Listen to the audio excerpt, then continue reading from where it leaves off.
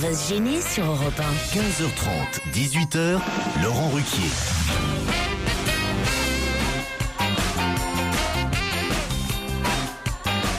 Bonjour, bienvenue sur Europe 1 aujourd'hui. Quelle équipe, mon Dieu! Gérard Miller est avec vous. Quel bonheur. Pierre Bénichou. Bravo Pierre. Olivier de Kersauzon. Je suis content de le voir. Son ami Jérémy Michalak. Salut mon pote. Le retour de Titoff. Tous ces hommes autour d'une seule femme, Christine Bravo. Quelle femme! Vedette, Christine Bravo. Quelle femme! Christine Bravo. La tronche de Michalak, hilar. Putain, mais qu'il est plus à portée de mon bras. C'est vrai que Michalak s'est éloigné. J'ai placé Christine entre les deux. Je te remercie. La dernière fois, j'ai fini par terre, moi. C'est vrai. C'est vrai qu'il l'a renversé par terre. Quel courage, ce type, c'est fou. Il trouve, pour cogner, il trouve que un nain et une gonzesse. Oui, mais à ma gauche, c'est pire, j'ai qu'un vieux. Ah, je sens que ça va être terrible aujourd'hui. Hein. Vous allez bien, monsieur Titoff? Écoutez, ça va. Vous Oui, étiez oui. en repos, hein, je crois. Et oui. J'ai pris quelques jours pour, comme j'étais resté bloqué pendant les fêtes de Noël avec les intempéries. Et je suis descendu là, voilà, j'ai pris quelques jours pour ma famille à Marseille. Et si vous attendez quelque chose de drôle de moi, attendez encore un petit peu 5 ou 10 minutes. Voilà. Je pense pas que ça va venir tout de suite. Je suis content de vous voir, je suis ému. Ah ben, ça tombe bien que vous disiez ça, parce qu'il y a un auditeur qui s'appelle Ludwig, qui je crois d'ailleurs est dans... Ça ne sert pas un fils Beethoven?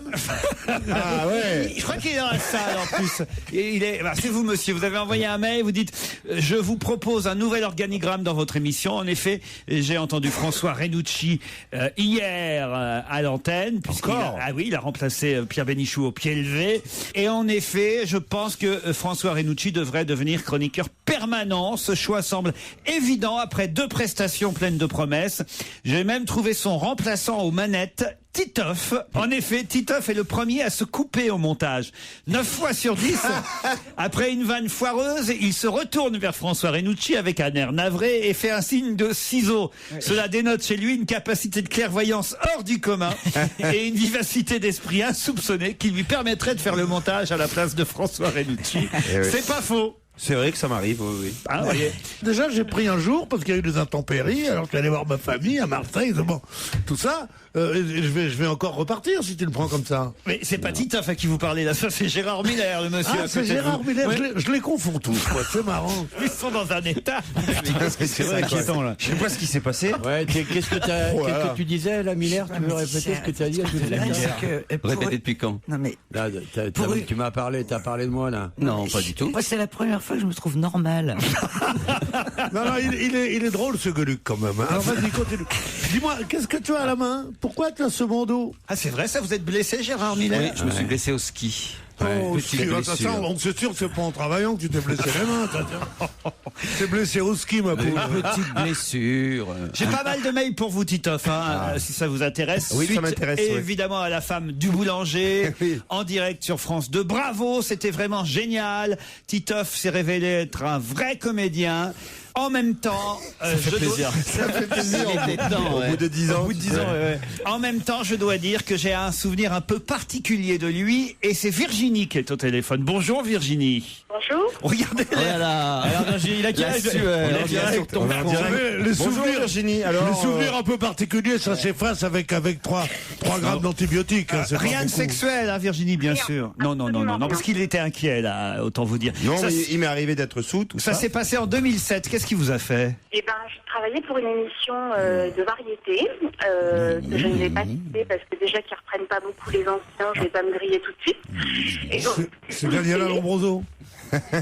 non, pas du tout. J'étais invitée et comme c'est de coutume à la télé, on paye un taxi donc aux invités pour qu'ils rentrent chez eux. Ouais. Le seul souci, c'est que le lendemain matin, ma chargée de prod m'a convoquée dans son bureau en me disant savoir ce qui s'est passé avec Titoff. Alors je dis je sais pas, j'ai commandé un taxi, après qu'est-ce qu'il y a eu? Il lui est arrivé quelque chose et elle me dit non, il en a eu pour 500 €. Il a fait le tour des boîtes avec le même taxi. Et tu lui disais, attends-moi dehors. Je reviens. Je prends juste un verre. Non, C'est pas possible, c'est pas non, vous. c'est pas mon style. Non, Franchement, non. Je pense qu'ils ont dû confondre Le Titoff. Non, parce que c'est vrai que c'est une spécialité chez certains artistes. Quand ils ont un taxi payé par la prod, mais Moi, franchement, je tiens à dire que j'ai jamais fait ça. J'ai fait ça une fois avec une limousine, et c'est moi, en plus, j'ai payé le mec. Alors, Virginie. Mais non, je suis très bien élevé, je fais pas ce genre de C'est truc. peut-être le taxi qui a laissé tourner le compteur. Lui ou moi? Mais dis-moi, espèce de petite conne, tu m'appelles pour ça? T'appelles juste pour... Oh la balance. Bravo Titoff, très beau moment ce soir sur France 2. Bravo à toute la troupe et l'hommage fait à Monsieur Galabru. Merci, ne changez rien, vous êtes presque parfait. Bisous à toute l'équipe. PS, lâchez Christine Bravo, elle est bien comme elle est. Ah oui, mais alors toi, ça c'est bien. Ce que j'aime bien, c'est quand on dit son nom, mais c'est drôle, on dirait un lapin dans les phares d'une voiture. Tu es complètement effrayé, tu dis qu'est-ce qui va me tomber dessus. Mais rien, c'était un post-scriptum sympathique. On dirait plutôt que c'est elle qui a envoyé le Calme-toi. mail, tu sais. Alors envoie le mail, c'était super tout ça. Lâchez Christine Bravo. Merci beaucoup. J'ai Franck aussi au téléphone. Bonjour Franck, vous êtes fan de Gérard Miller, c'est ça? Oui, ça oui, existe, ça. comme nous tous. C'est-à-dire nous tous. On ne peut pas le lui reprocher. Quand ça démarre comme ça, il va en prendre plein la gueule. C'est vrai, oui. En général, j'ai remarqué. Fais gaffe, Gérard, tu vas voir. Il est temps de renoncer Franck. Hein. Ouais. Alors allons-y. La fête. Allez, allons-y. Quoi d'autre? Ah bah voilà, c'est tout. Ah non, mais je sais pas. Oui, non, je disais que j'étais fan de Gérard Miller, puisque Gérard Miller a une particularité, c'est que c'est celui de vos chroniqueurs qui a raconté la première blague dans votre émission quand vous êtes arrivé sur Europe 1. Ah bon, vous vous souvenez de ça? Et alors elle était bien cette blague? Bah moi, elle me fait rire. Ah. Je l'ai beaucoup raconté depuis. Elle a fait rire une personne qui était un psychiatre. Ouais. Alors racontez Et- donc la blague que Gérard Miller a racontée pour la première fois sur Europe 1. On vous écoute. Alors la fameuse blague, c'est combien faut-il de psychiatres pour changer une ampoule? Eh bien, il n'en faut qu'un, mais il faut que l'ampoule veuille vraiment changer. Ah oui, oui. Ce qui est formidable, c'est qu'on m'attribue des blagues maintenant. Je suis ravi. D'accord. Vous avez déjà dû en parler, mais t'as bronzé où comme ça? À Miami. À Miami. Oh là là. Quand je pense qu'hier, comme j'étais tranquille dans mon pieu.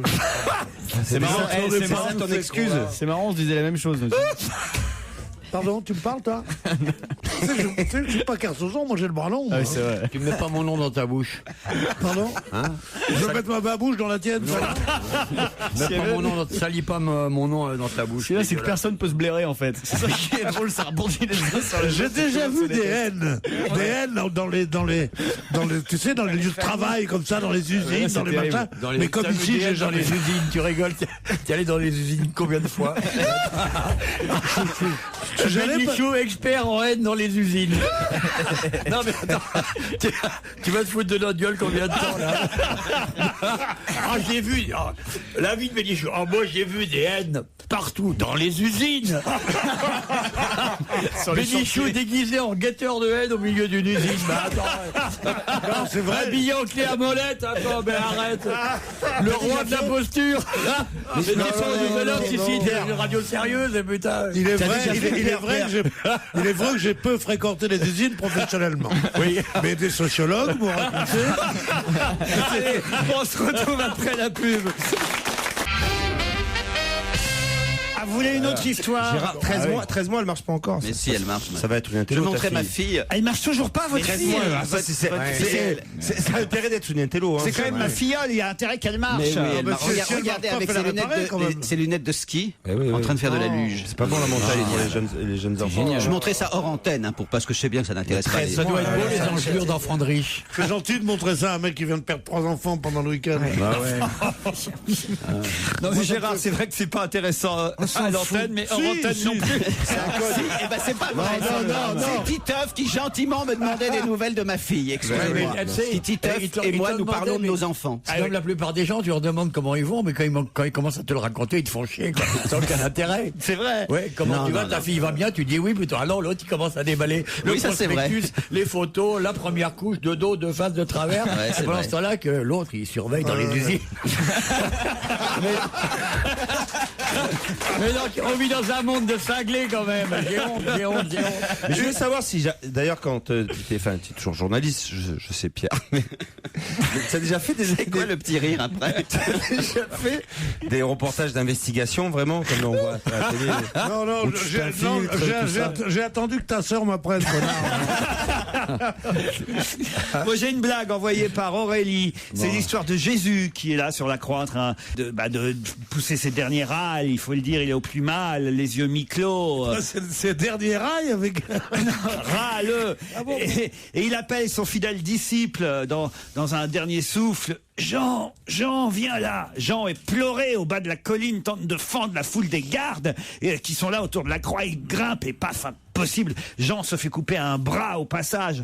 Une seconde fois, Jésus, alors de ses derniers instants, s'époumonne. Jean, viens là. Jean essaie une seconde fois de le rejoindre et paf, il se fait couper l'autre bras.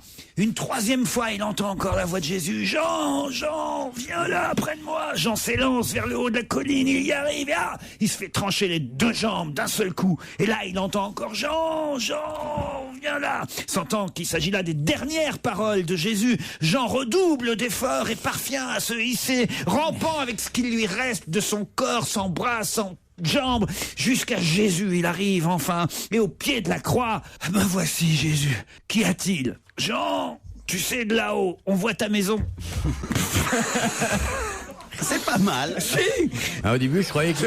Au début, je croyais que j'étais Alain Decaux. Oui. Ça va être formidable. Aux trois quarts de l'histoire, je croyais qu'il était en train de le préparer à traverser la Manche à la nage. Une petite précision physique. Tout le monde a une glotte, contrairement à ce que vous avez dit à Laurent Ruquier hier, me dit Nicolas. La pomme d'Adam n'est ni plus ni moins qu'un cartilage visible chez l'homme, plus que chez la femme, mais la femme a aussi une glotte. La glotte est l'orifice qui se situe à l'entrée de la trachée. Finalement, on n'est pas connu plus que d'autres des glottes. J'en ai jamais parlé, moi. C'est Eboué qui disait ça. C'est Eboué, ça me regardait pas comme ça quand vous racontez les trucs de genre. Non, mais attendez. Ouais. Mais attendez, mais vous êtes bien foutu de ma gueule parce que je t'avais pas que les femmes... On se fout de votre gueule tout le temps, de toute façon. C'est quand même... C'est pas faux. Sauf quand il imite Jésus. Ah là, oui.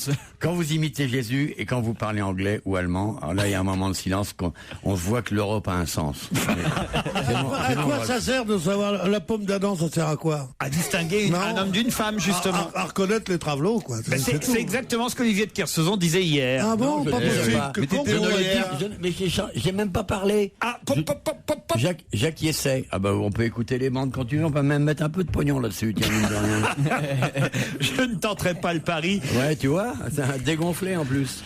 D'autant que j'ai moi aussi commis une erreur hier. Ah non, c'est pas possible. Mais il faut dire que c'est la presse qui m'a enduit d'erreur, comme on dit dans ce cas-là. Contrairement à ce que vous avez annoncé, le premier bébé de l'année n'était pas Mathéo, né à Limoges à minuit 12, mais Guillaume Garcia, né à minuit 1 à la clinique Ambroise Paré à Toulouse. C'est en Haute-Garonne qu'est né le premier bébé de l'année. Je suis désolé, moi j'ai pris l'info trouvée dans France Soir hier. C'est le papa qui envoie le mail? Ah bah j'imagine. En tout cas, c'est une dame qui s'appelle Sandra et elle me dit que le nouveau premier bébé vient de Haute-Garonne, voilà, et il est né à minuit 1. Tu montes et moi je descends. C'est le titre d'une chanson signée Robin Leduc, un jeune homme originaire de Carcassonne qui sort un nouvel album hors piste. Tu montes et moi je descends. Europe 1. Une info, une enquête, un défi. C'est le challenge Vermus. Bonjour Paul. Bonjour Laurent. Ah, j'ai du boulot pour vous aujourd'hui. Putain, ils m'ont gardé. D'abord j'aime...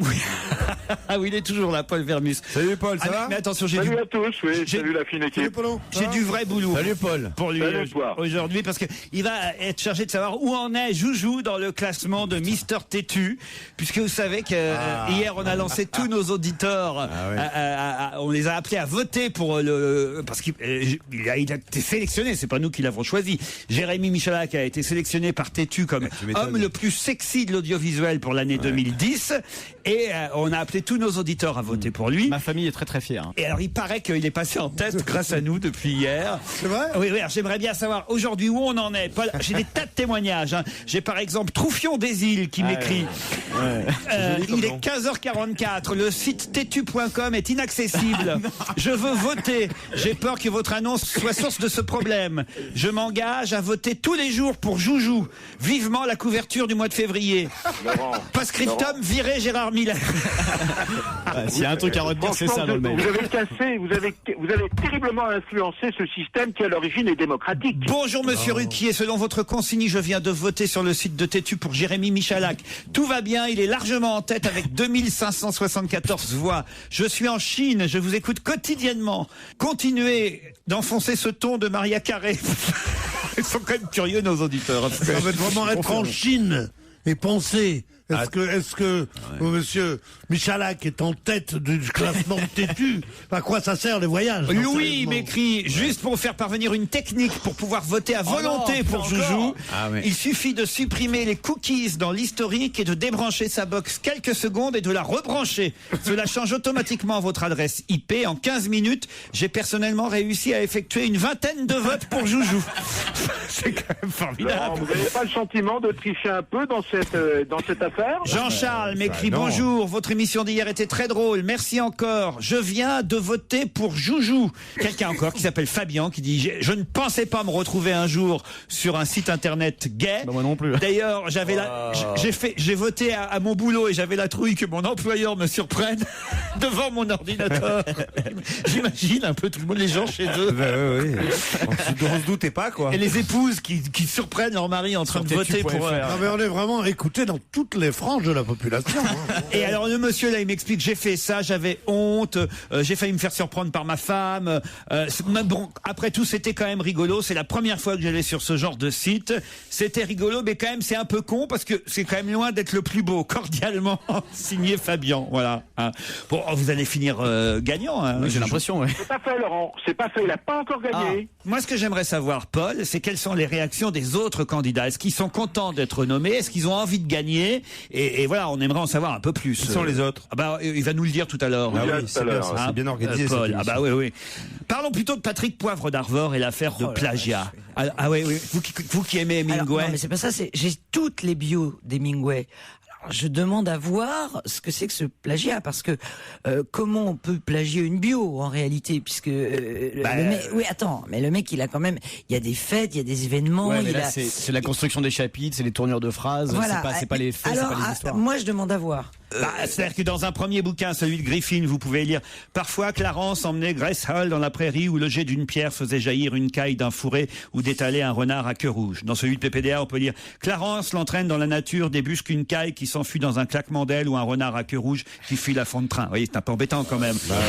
Non, attends. C'est la différence. Si tu prends le même sujet dans Le Parisien et l'autre dans François, tu auras le même écart. C'est vrai. Donc c'est pas un plagiat. En plus, c'est pas un roman. C'est une bio. C'est pas un roman, c'est un roman. C'est ce que j'ai dit hier pour défendre Patrick Poivre d'Arvor. Répète-le aujourd'hui. Voilà. Et c'est quel moment dans la bio, ça? C'est pas. Est-ce qu'il y a beaucoup d'exemples comme celui-ci? De toute façon, il n'a pas copié puisque c'est pas lui qui l'a écrit. Bah alors. Comment tu le sais? C'est ce qu'on dit, qu'il y a eu des documentalistes qui ont apporté les choses. C'est évident qu'on peut sur une tournure de style que c'est plagié, imité, volé, mais pas sur une biographie. Mais oui, les faits sont les faits. Ben oui. Bon, alors il dit une caille et tout ça, c'est son nègre à qui il a dit arrange un peu ce truc-là. Il a cru arranger en mettant une caille au lieu d'un machin. Non, mais ça vaut pas la peine de faire tout ce truc-là. Ou alors on fait le procès de toute cette littérature à vendre. C'est là ce que j'appelle les livres à vendre et pas les livres à lire. Tout ce truc-là est fait comme ça. Donc moi, je défends. Il en fait défend Poivre d'Arvor. Non, mais un mec à padron est obligé de faire ça. Qu'est-ce que je te dis? Non, mais attends. Des biographies d'Hemingway, il y en a tellement. Qu'est-ce qu'il a été? Ce qui est embêtant, il a vendu son nom, tout simplement. C'est l'explication de la maison d'édition qui est ridicule. Paul, la maison d'édition a dit quelque chose qui est en contradiction avec ce que PPD avait dit. La maison d'édition a dit on a envoyé des notes qui ne devaient pas être publiées. Or, ces notes avaient été effectivement déjà composées à l'imprimeur, envoyées aux journalistes avec une dédicace. C'est un peu ridicule de dire que c'était juste des notes. Non, il faut savoir exactement s'il y a plusieurs passages dans ce livre. Mais oui, mais enfin, c'est pas nouveau, c'est ce que j'ai dit hier, PPDA, on le sait bien, il donne son nom pour que des bouquins se vendent. Mais voilà, il les écrit pas. C'est parce que c'est le 50e de la mort d'Hemingway. C'est donc Hemingway va être un peu dans l'actualité, porté par cet anniversaire et par le nom de Poivre d'Arvor. Ça fera 30 ou 40 000, comme on dit, au lieu de faire 2000. Il est mort en 60, il s'est suicidé en 62. C'est ça, 2012. On n'est pas en 2012. Non, mais ça arrive. Le de la mort va tomber au moment où... 2012, c'est pas dans 20 ans. Quand PPDA aura vraiment écrit le livre, on sera en 2012. Non, mais vous moquez de PPDA. Tout le monde a salué Titeuf, enfin, on peut quand même le dire. Il n'y a pas un mot que tu as prononcé dans cette fameuse femme du boulanger qui n'ait pas été été écrit par un autre. Tu n'as pas écrit un seul des mots que tu as dit. C'est le Pagnol en question. Le nouveau single de Johnny qui sort lundi. On va pouvoir l'entendre pour la première fois lundi. Ça s'appelait Jamais Seul. À quelle heure que j'écoute pas? Ah ben non, on a hâte quand même parce qu'on est content de savoir qu'il est en forme, Johnny. Ça me fait plaisir alors. La version Mathieu Chédid de Johnny Hallyday qui sort lundi. Il paraît qu'il a tout changé. Il a même changé d'attaché de presse. Ça faisait quand même, je crois, 20 ans qu'il travaillait avec les mêmes attachés de presse. Voilà. C'est lui qui a décidé ou c'est Laetitia? Ça, on aimerait bien savoir. Je vous donnerai cette réponse d'ici une heure. Même si vous aviez un extrait de la chanson, ce serait pas mal. Ouais, ce serait vachement intéressant. C'est une autre affaire. Hein. Ah non, je vous demande. Je suis journaliste, je suis pas attaché de presse. Je vous demande un extrait de la chanson. Mais si, tu sais ce que tu fais tout ce qu'on te dit. T'arrives en fait chaque fois, c'est ta faute aussi, Paul, parce que chaque fois qu'on demande un truc impossible, t'arrives au bout, quoi. Là, on voudrait juste. J'arrive au bout. Oui, je te rends compte le travail que tu fais. T'arrives au bout de ton contrat d'ailleurs.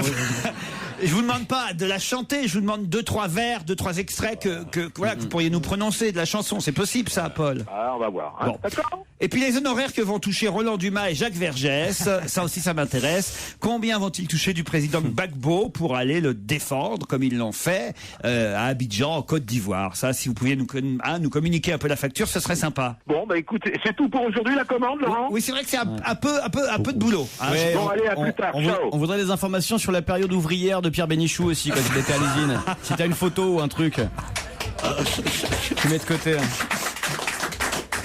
Vous le cherchez, Pierre Bénichou, aujourd'hui, vous, Joujou? Non, c'est marrant, comme il suffit à un médiocre d'avoir une petite notoriété pour que devienne imbuvable. Je sais pas si t'as remarqué. C'est un mec qui n'a jamais brillé en rien. Là, il est numéro 1 des PED pour PED. Et alors, tout d'un coup, il est là. On a l'impression qu'il a eu le prix Nobel.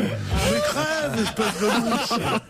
Allez, on se retrouve après les titres de ces heures. On va se gêner. Laurent Ruquier et toute sa bande. Jusqu'à 18h sur Europe 1. Bénichou, Miller, Kersozon, Titoff, Bravo, Michalak.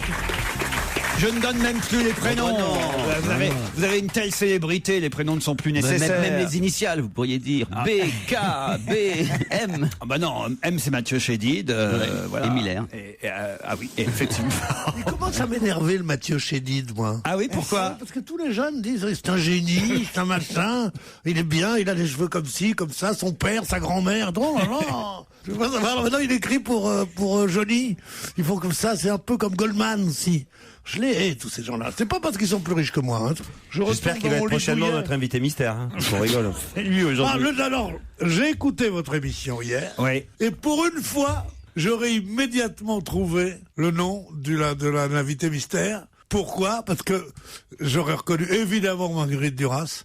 Et j'ai dit pourquoi on passe Marguerite Duras pour un chanteur? C'est parce qu'elle disait que la plus grande chanson qu'elle ait entendue de sa vie, le plus grand poème, et le plus c'était Caprice, c'est fini. Quand il est là, c'est pas terrible, mais quand il est pas là, il s'entraîne. Il joue chez lui. C'est effrayant. C'est effrayant. Aude et Pierre sont au téléphone. Bonjour Aude. Bonjour. Aude est parisienne. Oui. En tout cas, à Paris. Je ne sais pas si vous êtes née à Paris. Je suis née à Paris et je vis à Paris. Et vous faites quoi dans la vie? Je suis vendeuse dans une boutique de prêt-à-porter. Ah, très bien. Quelle marque? Quelle marque? J'ai le droit de le dire? Ben oui, bien sûr. Etam. C'est quoi Etam? C'est la lingerie. C'est la lingerie. Lingerie, vêtements. Ah bah c'est ça. Moi, je voudrais connaître celles qui font la publicité pour Obad. Ah oui? Ah bah c'est Anne Romanoff, on l'a entendu ce matin dans son excellent canular téléphonique. C'était pas Obad, c'était excellent d'ailleurs. Qu'est-ce qu'il a dit, Kersozon? Si. Il a dit quoi? Anne Romanoff, c'est Obid.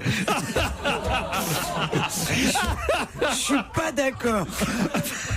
J'ai jamais dit ça. Anne Romanoff sera avec nous sur la scène de Bobino vendredi soir prochain et continuera, on t'aime bien. Aude, vous êtes donc vendeuse chez Etam, c'est bien ça? Voilà. Et vous êtes atteinte de surdité aussi. Vous êtes toujours là, Aude? Oui, je suis toujours là, ouais. Ah bah je vais vous présenter Pierre qui est à Palavas-les-Flots. Bonjour. Bonjour, Aude. Allô? Oui, on est là, Pierre. Vous êtes bonjour. Vous êtes dans l'Hérault. La brochette de rêve. Vous trouvez que c'est une brochette de rêve aujourd'hui? La plus absolue. Je ne pouvais pas rêver mieux. Moi qui vous écoute depuis 10 ans, je ne pouvais pas rêver mieux. Là, de pouvoir mettre Pierre Bénichou, par exemple. C'est fabuleux. Cet homme est un monument, un temple. Je ne sais. Je vous trouve un peu faiblard sur le compliment. Un temple, c'est la première fois. Où est l'entrée du temple? Pierre. Et Bénichou. Oui, Pierre. Oui, Coluche est pour moi l'exemple et le fondement de tout ce qui a fait ma carrière, ma vie. J'ai aujourd'hui 40 ans. Moi, Kierkegaard et Coluche sont mes deux. Et faites quoi dans la vie, vous, Pierre? On fait la radio. Ah non, pardon. On a une société de création de bijoux. On crée des marques et des lignes de bijoux que très bien, des petits bijoux sur Internet. Peut-être vous pourriez envoyer un petit bijou à Christine Bravo. Je vais vous envoyer une sélection de cadeaux à chacun, accompagné d'un texte que j'aurais bien travaillé, qui vous permettra de une dizaine de minutes et qui me fera passer mon message. Hein. Et un petit chèque en même temps. Qu'est-ce que vous allez offrir à Christine comme bijou? Ah ben justement, alors j'avais quelque chose à lui offrir. Je lui conseillais surtout d'accepter mon bijou. Parce que, en fait, c'est à travers le prisme de Laurent Ruquier, de son émission, que j'ai appris vraiment à l'aimer, à l'estimer beaucoup. J'ai beaucoup de tendresse. Ça veut dire qu'avant, il pouvait pas t'encaisser, ça. Oui, tout à fait. Avant, elle prenait sa gifle tous les soirs au Guignol et moi, je me régalais. C'était un bonheur, une réjouissance. Et aujourd'hui, grâce à Laurent Ruquier, j'ai appris à la connaître et je trouve qu'elle est très moqueuse. C'est une très bonne copine. À quel point elle doit être moqueuse dans la vie, ça doit être fabuleux de passer des moments avec elle. Dans la vie, et puis, elle est très tendre, je l'adore beaucoup. D'accord, mais le bijou, t'en vois quoi? Parce que c'est ça qui m'intéresse, les compliments, elles sont quand même. Non, c'est vachement gentil. Et Kerso, il n'y a rien sur Kersozon? Alors Kersozon, il faut dire que je peux pas l'encaisser. Et comme Pierre Bénichou, en fait, Pierre Bénichou, j'aimerais que vous ayez un petit peu les corones. Et que vous nous rappeliez à quel point vous moquiez, comme moi d'ailleurs, et j'étais 100% d'accord avec vous, avec ce sport d'affiole, là, de prendre un bateau, il n'y a aucun spectacle. On est là, on est sur la mer, on avance. On a certains comme palmarès d'avoir été rescapés 2 ou 3 fois. Non mais ça me fait, je vous remercie beaucoup, ça me fait très plaisir ce que vous dites. Parce que depuis le début, je me disais, mais qu'est-ce que c'est que ce cake? et maintenant, je vois que j'avais raison depuis le début. Je vous remercie beaucoup. Et continuez donc à faire des bijoux. Ça doit être vraiment bien ce que vous faites. En harmonie, vous et moi, ça c'est sûr. Non, oui, Pierre, je peux vous dire que je suis assez d'accord avec vous. Je ne veux pas le dire trop fort. J'ai peur de peiner mon ami ou de prendre. Bon, allez, il est temps de passer à la question, là, si vous voulez bien. L'autre connard. Il fait des bijoux dans la clandestinité. Allô. Ici bijoux. Ici bijoux. J'ai préparé le vôtre aussi, ne vous inquiétez pas. Oh, le pauvre nain. Vous habitez Palavas? Je suis sur la plage. Ah ben ça fait un déchet de plus. J'adore Palavas. J'adore Palavas. Et aujourd'hui, il y a le vent du sud qui souffle et la mer vient flirter avec ma terrasse. J'aimerais bien que vous soyez là pour partager ce moment avec moi. Ben moi, je vais vous emmener à la neige, à Valoir, au pied du col du Galibier. 150 km de piste pour vous, Pierre, ou pour vous, Aude. Vous avez du boulot, hein, parce qu'il est bavard, le Pierre. Hein. Non. Tout à fait, oui. Ouais, je sens bien qu'en plus, vous n'êtes pas sur le coup totalement là. Vous concentrez, Aude, ok? Oui, je suis concentrée. Alors attention, voici la question qui va peut-être vous permettre de partir une semaine à Valoir. Qui a marché hier pendant 60 mètres? La fille de Gérard Miller? Non. Elle aurait bien aimé. Attention, vous avez le droit à 10 secondes d'avance. Qui a marché pendant 60 mètres? Hier, qui a marché pendant 60 mètres? Est-ce que c'est une personne? Entre autres. C'est Claude? C'est un animal? Non. Qui a marché hier? Donc, ils étaient plusieurs. Oui, ils étaient plusieurs. Il a le droit de marcher? Un record? Non, c'est pas un record. Il a le droit de marcher? Qui a marché hier pendant Et 60 mètres, c'est significatif? Ah bah oui, quand même. C'est l'endroit où ça s'est passé qui est étonnant. Oui, évidemment, mais enfin c'est pas étonnant, c'est à peu près... Sur l'eau, c'est Jésus, c'est le retour de Jésus? Non, c'est à peu près tous les ans que ça se passe. Qui a marché hier pendant 60 mètres? Le président Sarkozy? Non, justement. Les ministres en sortant de l'Élysée après les vœux. Et voilà. Alors non. Le premier ministre. Laissez les auditeurs. Et avant d'aller au Conseil des ministres. Bonne réponse de Jérémy Michalak et Pierre Bénichou. Les ministres, le gouvernement qui est allé de la place Beauvau à l'Élysée, du ministère de l'Intérieur, où ils ont pris le petit déjeuner avec Brice Hortefeux, jusqu'à l'Élysée pour les vœux. Et effectivement, c'est une tradition. Ils y vont tous ensemble à pied. Et il y a 60 mètres qui séparent. C'est sympathique 62 exactement. Hein, 62. Quand on le voit, c'est sympathique. Alors ils ont demandé à Juppé. Alors c'était bon. Et il a dit c'était surtout très sympathique. Le mot sympathique dans la bouche de Juppé, ça a l'air d'une incongruité. C'était sympathique. Je te jure vivement qu'on change de gouvernement. Il râle dans son coin, il dit n'importe quoi. Ah oui, n'importe quoi. Ah bah oui, hein, parce que là, la famille Chédid, et puis si c'était pas que ça ferait plaisir à Miller, je souhaiterais presque que la gauche revienne. Bon, en tout cas, on les a vus marcher tous. Madame Morano était très joliment habillée encore. Ah bon, je sais pas si vous toujours charmante. Ah, vous avez vu ça, incroyable. Fillon très bronzé, François Fillon. On ne sait pas où il était. Là, avec Michalak, bien sûr. Ah, il devait être avec Michalak, effectivement. Il était en vacances en Égypte, François Fillon. On a vu aussi. Il a pris un coup de vieux Frédéric Mitterrand, le ministre de la Culture. Ah bon? D'habitude, il prenait un coup de jeune, mais c'est trop ça. Tout le monde allait le faire et certains se sont retenus. Hein. Non. Il a été plus rapide.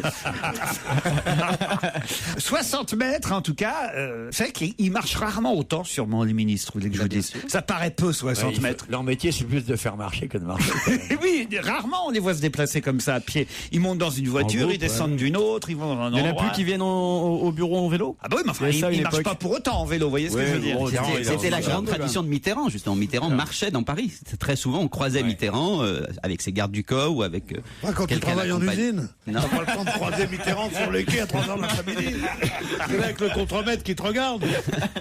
Tu sais pas ce que c'est que toi que la vie sociale, toi. Moi, je sais. Putain, vous avez marché, vous déjà? Je suis le seul ici à avoir été ouvrier. Moi, si j'ai marché avec François Mitterrand, bon, j'ai marché pendant 10 ans. Le seul à avoir été ouvrier, c'est moi ici. Ah non, moi j'étais 2 ans ouvrier agricole. C'est marrant, ça se voit. J'avais un carnet d'ouvrier agricole, j'étais ouvrier agricole. T'avais un carnet? À l'époque, on avait. Tout ça pour faire pousser de la marijuana. Il était établi, comme on disait. J'étais établi. Mais c'est ça, t'étais établi. J'étais établi. Non, mais Titoff, il a été ouvrier aussi. Bien sûr, moi, mon père est artisan, donc j'ai travaillé dans le bâtiment. Moi, mes parents étaient ouvriers, moi. Ah oui? On disait ça à la concierge pour pas le Ils étaient dans l'éducation nationale, vos parents, non? Pas l'éducation nationale, mon père était un grand professeur de philosophie. Ils étaient dans l'éducation nationale. C'est comme les gens qui sont professeurs et qui ont dit qu'est-ce que tu fais? Ils disent enseignant et l'éducation nationale. Je ne supporte pas ce vocabulaire qu'on a actuellement.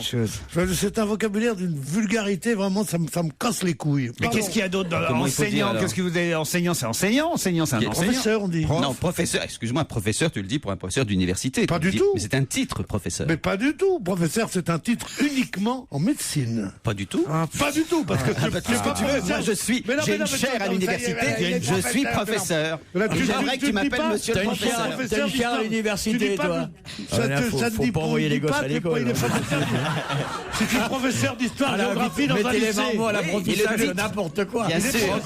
Quel est votre métier, professeur? Le monde dont le cerveau est pas trop fabriqué, qui écoute cette âne pendant 1 an et demi, il sort de là, il est foutu. Christine, faites quelque chose, sauvez-nous. Vous qui avez été enseignante. Mais je m'en fous. Non, tu peux pas les laisser tomber. J'étais institutrice, j'en sais rien, professeur. On dit enseignant, je suis enseignant. On dit mon prof de maths, on dit mon prof de français. T'imagines un gosse qui aurait eu Christine Bravo comme institutrice, puis après Gérard Miller comme professeur. Faut le passer au broyeur. S'il vit encore, c'est MacGyver. Qu'est-ce qui commence par 93 ans? C'est un peu la toute dernière étape. La fin n'est plus bien loin. Qu'est-ce qui commence par 93 ans? C'est un peu la toute dernière étape. La fin n'est plus bien loin. C'est le livre Indignez-vous. C'est Essel, Stéphane Essel. Ouais.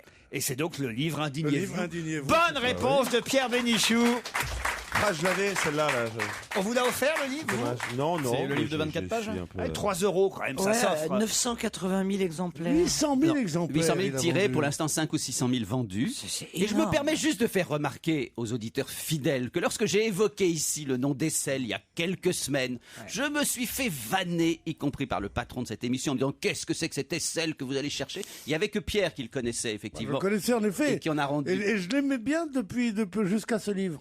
Ah oui. Qui a aucun intérêt, qui est nul, qui est des banalités. Il aime plus rien. Il est à la politique, ce que Jean d'Ormesson est à la philosophie, quoi. C'est-à-dire un causeur comme ça. Il m'énerve énormément, cette aisselle. Dieu sait que c'est un personnage admirable. Depuis qu'on a commencé l'émission, tout énerve. C'est un personnage admirable, et celle qui a été torturé, qui n'a pas parlé, c'est un grand résistant, tout ça. Mais depuis qu'il va y jouer les rebelles en disant indignez-vous, alors qu'il est diplomate depuis 60 ans et qu'il a tous les honneurs, le grand croix de la Légion d'honneur et tout ça. Mais c'est pas à lui de dire indignez-vous, c'est soumettez-vous. À Mexico, il y a un chanteur à Mexico. Delgado. Oui, à Mexico, il y a un chanteur formidable. C'est vrai que Pierre Bénichou n'est plus en forme. Je sais qu'à une époque, à peine j'aurais dit à Mexico, paf, on aurait eu le droit à si vous avez un jour la veine, c'est trop tard. De pouvoir prendre le bateau. Allez tenter une semaine l'aventure mexicaine au soleil de Mexico. Mexico. Sur le soleil qui chante, et tu seras toujours le paradis des cœurs. Alors à Mexico, il y a donc... Je finis ma chanson. Mexico. À Mexico, il y a donc un musée. L'ambiance sur les chaînes de montage un peu. Comment il veut se prendre la gueule. À Mexico, il y a donc un musée qui s'appelle le musée Soumaya. Mais pourquoi ce musée porte-t-il ce nom, ou même ce prénom, Soumaya? C'est un prénom, Soumaya. Soumaya, c'est le prénom. Parce que le financement, c'est le nom de la gonzesse du mec qui a financé. Exact, et qui c'est? C'est la femme du président. C'est le mec le plus riche du Mexique. Ah non, c'est pas la... Qui est dans la téléphonie. Le mec, écoutez, excellente réponse d'Olivier de Kersauzon. C'est des amis. Effectivement, c'est Carlos Slim qui est l'homme le plus riche du monde, qui est mexicain. L'homme le plus riche du monde est mexicain. Tu m'étonnes. Et qui a donné à son épouse adorée décédée en 1999, Soumaya, il lui a donné le musée. Il l'appelle la mer morte d'ailleurs. Voilà, on y voit, il paraît qu'on y voit dans ce musée Soumaya des sculptures incroyables parce qu'il a une grosse collection privée. 3000. Non mais je vous jure, c'est l'homme le plus riche du monde. Alors vous imaginez. Forcément, il est dans le pays le plus pauvre du monde, donc c'est facile. Mais enfin, les autres, ils ont donné une partie de leur richesse aussi. C'est pas facile. Quand l'homme est très très riche, dis-toi bien que les autres crèvent de faim à côté. Très juste. Bravo. Donc on ne peut pas nous faire chier. L'argent, c'est de la sueur d'ouvrier. Voilà. Ça veut dire, ça va pas nous faire chier. L'homme le plus riche du monde a donné Soumaya. Elle est décédée, la pauvre. Il a fait beaucoup de statues. Mais arrêtez. Indignez-vous. Parlez de Proudhon. Parlez de Léon Blum. Parlez d'Olga Miller, la fille de Miller. Non, Margot. Olga. Confond avec le chien de Drucker. Confond avec le chien de Drucker. Ma petite fille. Le chien de Drucker, il savait marcher. Avec le chien de Drucker. Mais tu te rends compte à quel point tu es dans la confusion la plus totale. Tu passes de l'extrême droite à l'extrême gauche, mais en un quart de seconde. Vous voyez qui c'est, Carlos Slim? Regardez, c'est ce monsieur qui effectivement a fait fortune dans la téléphonie mobile. À 26 ans, il pesait déjà 40 millions de dollars. Et puis, il a racheté au rabais des entreprises dont les propriétaires paniqués voulaient se débarrasser. Et c'est ainsi qu'il a fait fortune. Il a quintuplé sa fortune en 10 ans. Vous connaissez Carlos Slim? La famille, oui. La famille Slim. Ça vous emmerde, hein. Non, moi je note que vous notez... J'ai beaucoup fait pour eux, moi. Vous avez beaucoup... S'il est milliardaire, il me doit quelque chose. Il le sait. Stranger in the night. Comment on dit Stranger in the night en espagnol? Estrangero en la noche. Tiens, justement, je voudrais vous parler de monsieur Fernandez. Et monsieur Fernandez a collectionné des dentiers. Pour quelle raison? Pour les plus pauvres. Non. Pour quelle raison monsieur Fernandez a-t-il collectionné des dentiers? Des dentiers C'est une raison humanitaire? Je vais même... Pardon? Est-ce que c'est pour une raison humanitaire? Pas du tout. Pour faire avancer le temps. Non. Et parce qu'il élevait des poules, et comme ça, il leur a permis d'avoir des dents. Est-ce que dentier, c'est pas au sens où on l'a... Au premier sens, la première acception du mot. C'est quoi le premier sens? Il y a d'autres sens que dentier. Je ne sais pas. Est-ce que justement il n'y a pas d'autres acceptions que le dentier qu'on met dans la bouche pour remplacer les dents? Je te pose la question. Ah oui, ce serait quoi alors les autres? Je ne sais pas. Parce que parfois vous utilisez un mot dans un sens différent. Oui, ça c'est en règle générale quand le mot peut avoir deux sens. Mais dentier on voit pas quoi. Mais si on le voyait tout de suite, alors à ce moment-là il n'aurait pas posé la question. C'est nouveau jeu, faut qu'on invente le sens des mots maintenant. Alors dentier, qu'est-ce que ça pourrait dire? Tiens. Qu'est-ce que tu veux dire par voiture? Tu veux dire la voiture qui roule? Mais je crois qu'ils sont tombés tous fous. C'est vraiment quand Quand je l'entends, je peux pas m'empêcher de penser à cette pauvre Olga. Mais vous êtes vraiment fou. Ça y est, maintenant il va faire la photo de sa chienne.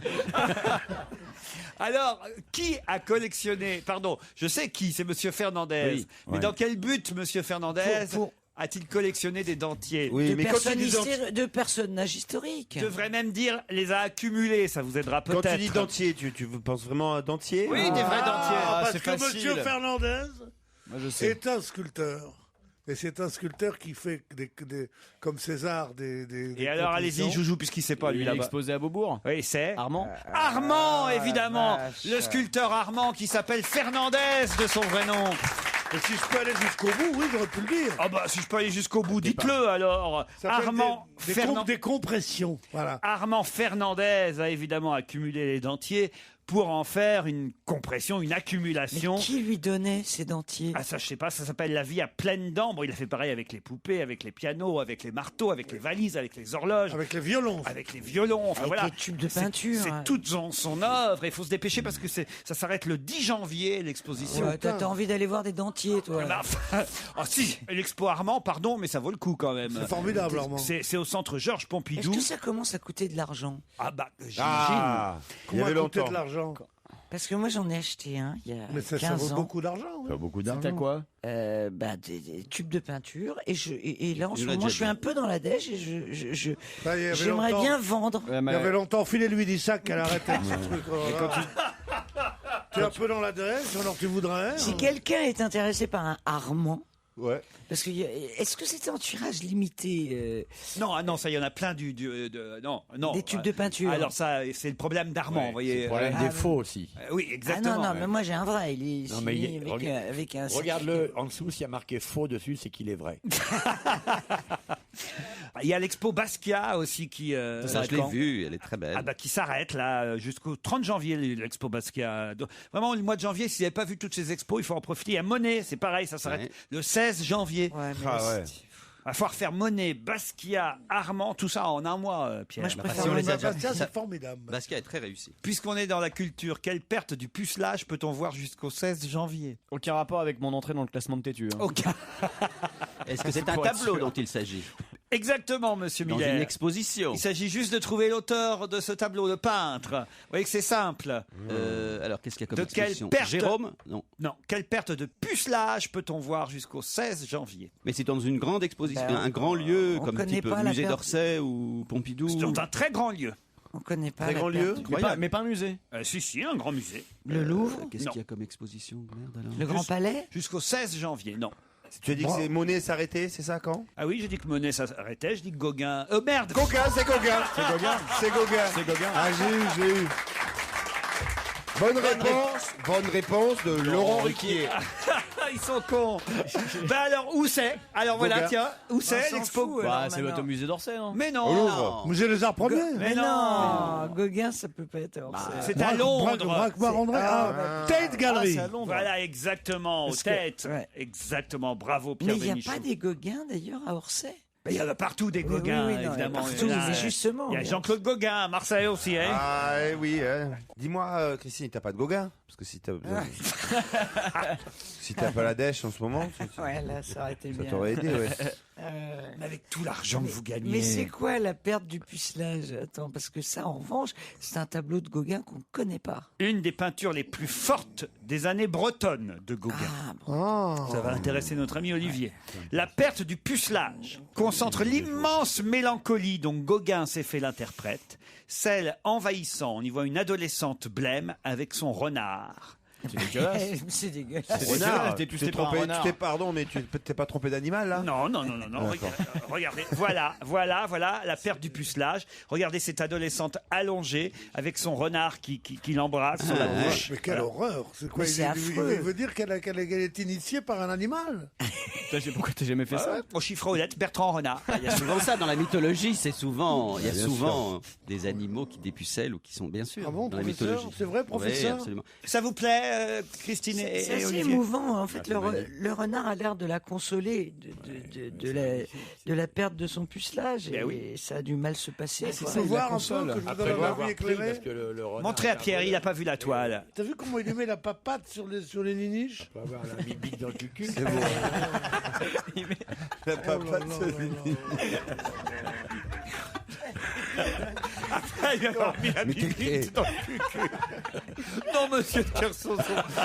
J'essaie d'élever le niveau en parlant pâture. J'essaie d'encourager monsieur Bénichou qui démarre avec la papate et les niniches. Donc j'essaie de complémenter, de l'aider à rester dans le Il y a d'autres questions après la pub.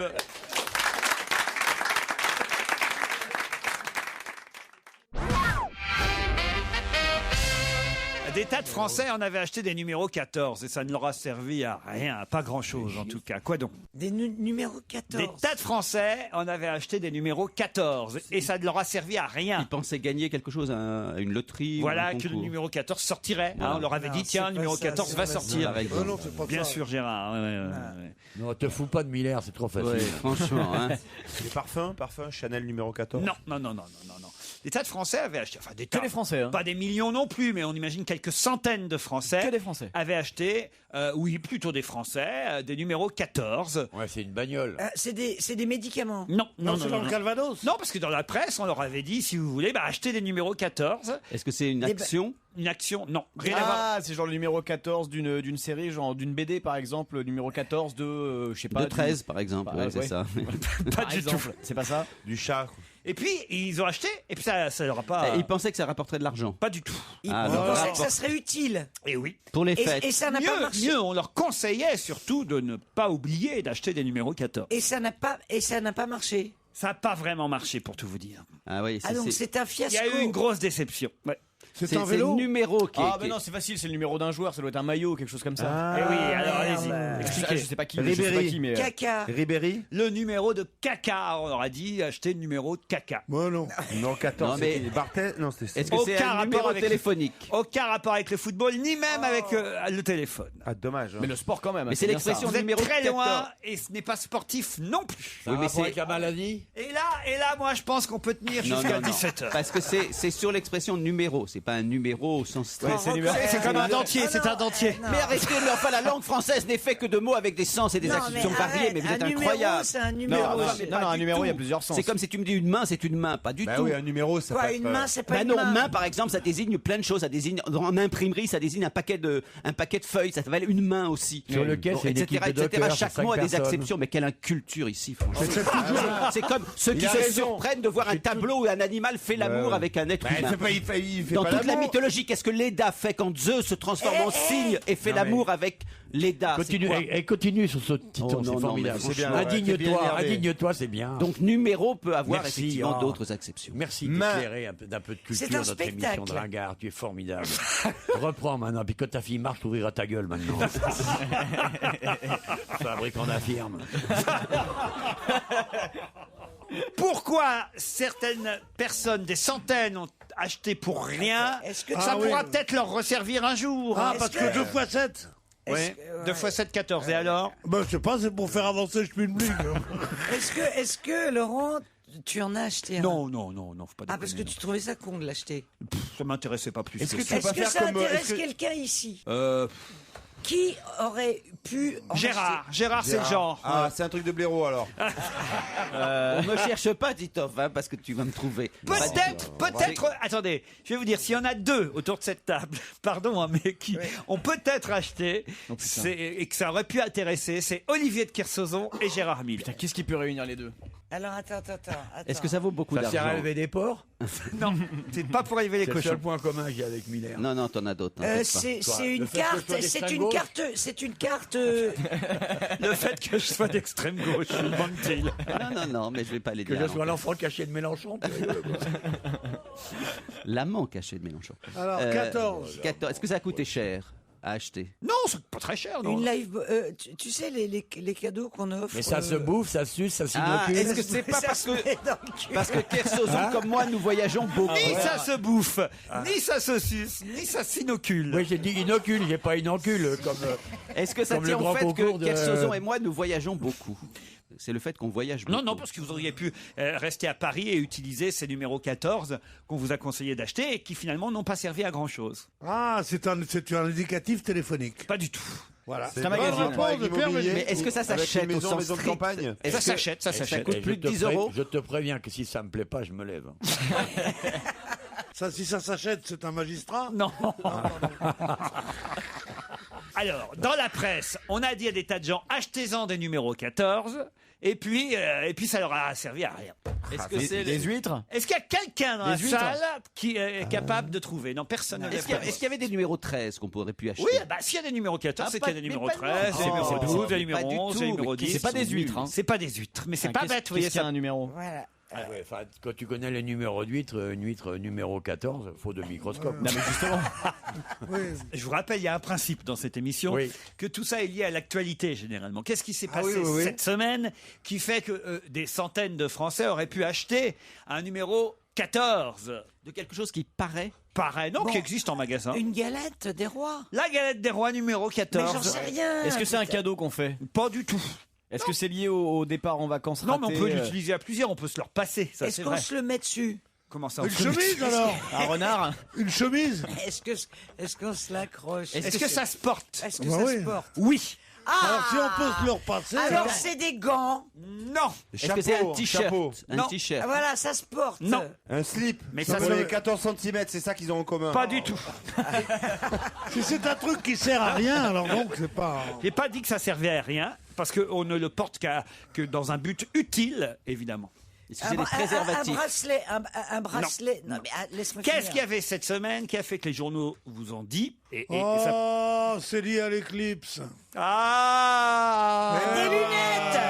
Des lunettes fumées. Des lunettes de protection. De protection pour ne pas être brûlé par l'éclat. Des lunettes de soudeur numéro 14. Bonne réponse de Pierre Bénichou et Christine Bravo.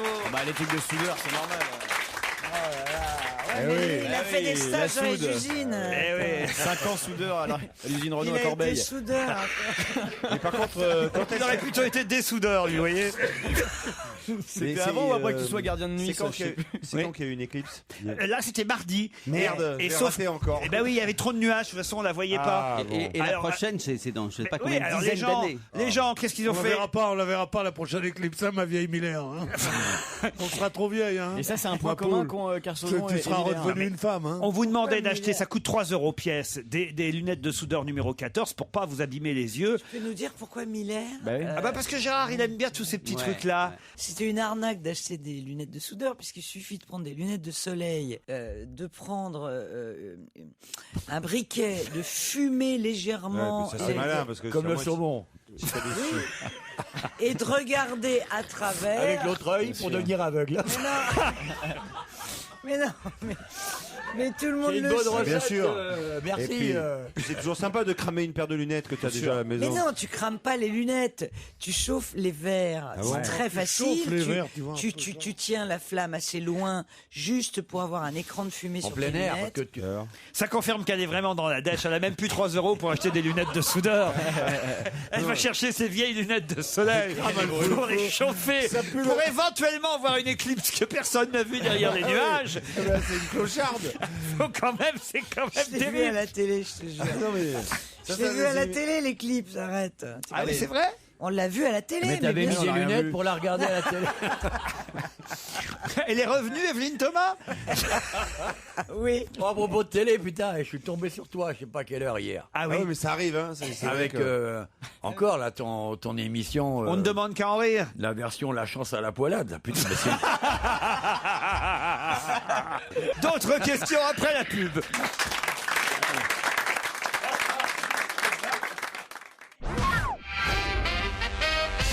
L'architecte Hideyuki Nakayama a inventé une belle poignée qu'on peut voir dans Libération aujourd'hui. Quelle est la spécificité de cette poignée? Mais quand tu dis poignée... Ah, c'est une poignée de porte, là. Oui, une poignée de porte. Une poignée de porte qui s'actionne avec le coude. Allez-y, expliquez. Ça Parce existe que déjà depuis des années. pour la grippe, rien n'est pire qu'une poignée. Donc, ouais, je vois quand tu prends ton air comme ça, c'est pour dire pas du tout. Eh bien, j'en crève.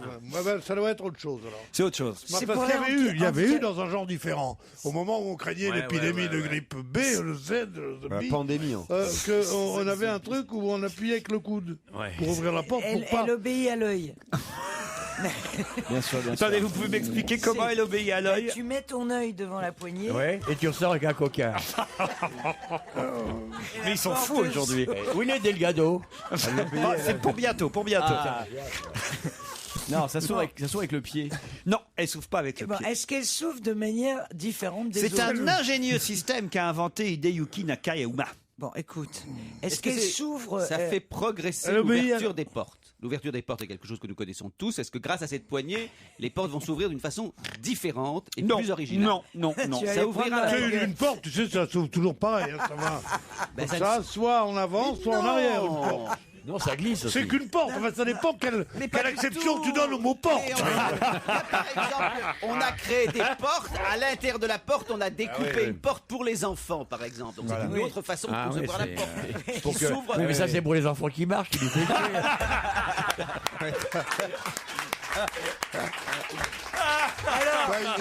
Une chatière pour aller la faire. Voilà, c'est une chatière pour enfants. C'est une chatière. Est-ce que c'est pas une porte qui s'ouvre? Non, arrêtez avec ma filleule, parce que c'est quand même ma filleule. Non, mais enfin, 13 mois quand même, elle marche toujours pas. Elle marche. Elle a besoin. Non, elle marche. Elle a besoin d'un petit soutien. Oui, elle marche, mais pas toute seule, quoi. Non, mais c'est gros nichons qui arrivent pas là. Pas du tout. Il suffit simplement qu'elles ont une petite présence humaine à côté et elles se lancent. J'ai l'impression qu'il suffit d'un mois ou deux. Non, je crois qu'il faut pas rigoler avec les gosses, surtout quand ils sont pas tout à fait normaux. Non, c'est ma filleule, écoutez. Mangez-vous sur ma... Bon, peut-être que ta filleule, pour la faire marcher, il faut lui accrocher un hameçon dans l'oreille et puis la faire tourner avec une canne. C'est une poignée qui ne s'ouvre que dans un sens. Oui. C'est-à-dire Ah oui. Expliquez-moi ce que vous voulez dire. De l'autre côté, quand tu es enfermé, Voilà, tu peux ouvrir, mais tu peux pas fermer. Peux pas ressortir. Bah ça existe déjà dans tous les hôtels. Toutes les autres poignées. Tous les hôtels une sont porte comme de ça. prison, ça. Tous les hôtels sont comme ça. Non, là, l'architecte japonais Hideyuki, pardon. Il change de nom. C'est quelqu'un d'autre. Hideyuki Nakayama. Il était où, Hideyuki? Est-ce qu'on le mettrait? Non, alors j'ai une bonne question. Mais non, c'est pas une chanson de Gotener, c'est un architecte japonais. Hideyuki. J'ai une bonne question. Est-ce que c'est une poignée extérieure? Est-ce que c'est une poignée qu'on met à l'extérieur? C'est une poignée comme une poignée, ça veut pas dire autre chose qu'une poignée. Qu'on peut mettre à l'intérieur d'une maison. Oui, c'est une femme dont le mari est mort. Ah, la veuve, oui. Non. Alors allez-y, Gérard. Est-ce que c'est une poignée qu'on peut mettre sur toutes les portes d'une maison? Voilà. Ah oui. Ah oui, ça oui. Et alors là, ce qu'on peut mettre, ça sera à vous d'en décider. Moi, je serais de vous, je le ferai pas de le mettre sur toutes les portes. Mais pour vous, justement, Gérard, Parce qu'il a une petite fille? Eh oui, ça pourrait être une sécurité. Bah voilà. Ah non, c'est une poignée qu'on peut monter ou descendre sur les portes. Il craint rien puisqu'elle marche pas encore. Ah oui. Non mais voilà, on peut la monter ou la descendre. La montée ou la descente, ce qui fait que quelle que soit ta taille, tu as la poignée à la bonne hauteur. Ah non. C'est pour ça que c'est problème. C'est lié à la sécurité. Non, c'est pour pas que les enfants touchent. Il y a une petite décharge électrique. Non. C'est lié à l'hygiène. Avec un piège à loup. Est-ce qu'il faut avoir des enfants pour mettre cette poignée? Non, là, il se trouve que vous, j'ai pensé à l'utilité que ça pouvait avoir parce que vous avez une petite fille, mais ça a d'autres utilités. Moins, on va dire, peut-être moins. Ça nettoie par terre? Non. Moins quoi? Vous dites quel est l'adjectif qui avec la chiasse, c'est dégueulasse, ça fait des lignes jaunes partout. Moins honorable, voilà. Ah, moins honorable. Donc, Pierre Bénichou, s'il avait ça chez lui, ça serait moins honorable. Ce serait pour d'autres raisons, sûrement. Voilà, c'est un gode. Des poignées en cuir. Il faut ouvrir la porte. Est-ce que c'est des poignées masculines ou féminines? Voilà. Est-ce que c'est lié à ce qu'il y a à l'intérieur de la pièce? cette Ça y est, poignée. il part sur le sexe. là, Si ça n'a rien à c'est une cuisine, là, c'est une poignée en forme de haricot. Voilà. Si c'est un chiotte, c'est Exactement. un étron. Par exemple. Non, la Voilà. poignée ressemble à toutes les. Si c'est une salle de douche, c'est une petite chatte. Elle avec ressemble- du savon dessus, faire de la mousse, un peu comme la bouche des crabes. Tu sais, quand ils sortent de l'eau, là, blop, blop, blop, des petites bulles. Non, mais c'est ça la vraie vie que je te Je ne raconte. sais pas si je me déclasse pas dans cette émission. Elle ressemble presque à toutes les autres poignées. C'est la Des couleur. poignées rondes, attention, pas les clanches, hein, on parle bien de Pas poignées. les clanches. les rondes. Ça dépend. Qu'est-ce que tu entends par une clanche?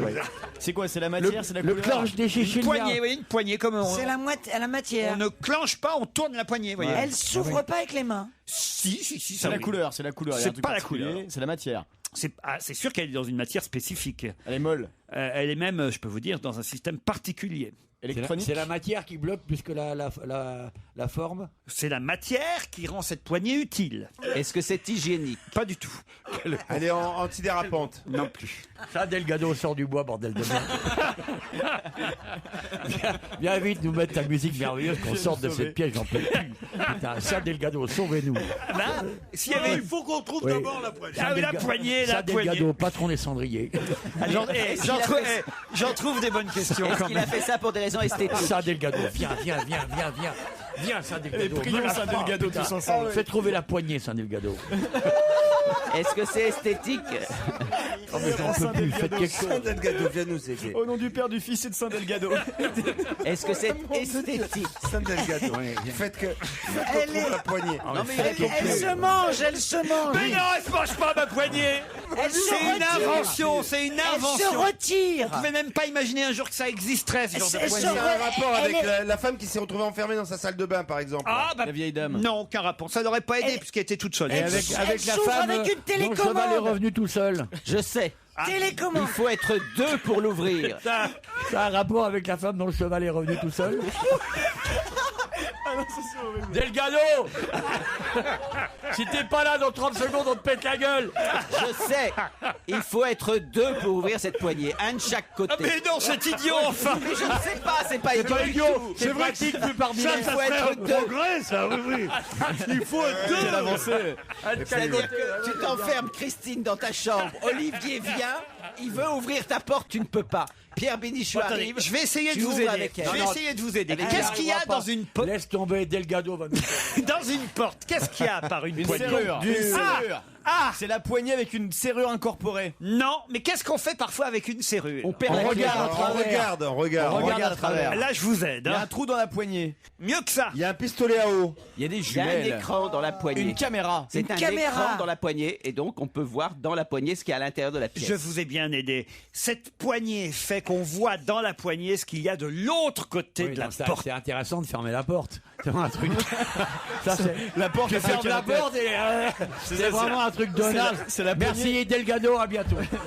Mais non, regardez pour la petite de Gérard, Mais bien par sûr, tu exemple. peux surveiller. Porte fermée, on peut surveiller à l'intérieur si le bébé Je me dort. permets, on peut faire ça avec Ah le oui, comme babyphone. ça. Eh, mais Aujourd'hui, c'est les pas pour les babyphones enfants. ont des caméras Les incorporées. babyphones ont des caméras incorporées. Bah oui. Salut Miller. Delgado. Mais avant Serge Liado, Zazie, être et avoir sur Europe 1. Europe 1, on va se gêner. Do, ré, mi, fa, si. Do, ré, mi, fa, si. Liado. Vous étiez très réclamé, Serge, aujourd'hui. Oui, j'ai entendu, à Autant corps et vous à le cri. dire. Ah oui, à corps et à cri. Delgado. Et vous intéressez à Manuel Valls, qui a jeté un pavé dans la mare, évidemment, avec ces 35 heures qu'il veut supprimer. Ça fait des remous, donc ça méritait une petite chanson d'actu, la première de l'année, ça méritait d'être signalé. Ah, il y avait longtemps. Bravo, merci, Serge. Au primaire, y a Manuel Valls, Montebourg et Royal, ça fait 3. Qui d'autre entrera dans la danse? Hamon, Hollande ou DSK? Martine prend la température, hésitante comme l'était papa. Oui ou non, je tente l'aventure, j'y vas-tu ou j'y vas-tu pas? Manuel Valls a pris le temps de réfléchir longtemps et concocter un plan pour prendre un peu de cours les jeunes loups, les poids lourds et même les éléphants. Manuel Valls a mis le temps et puis finalement Il dit les 35 heures, tous ceux qui auront peur de les déverrouiller prendront une dérouillée et pris dans son élan.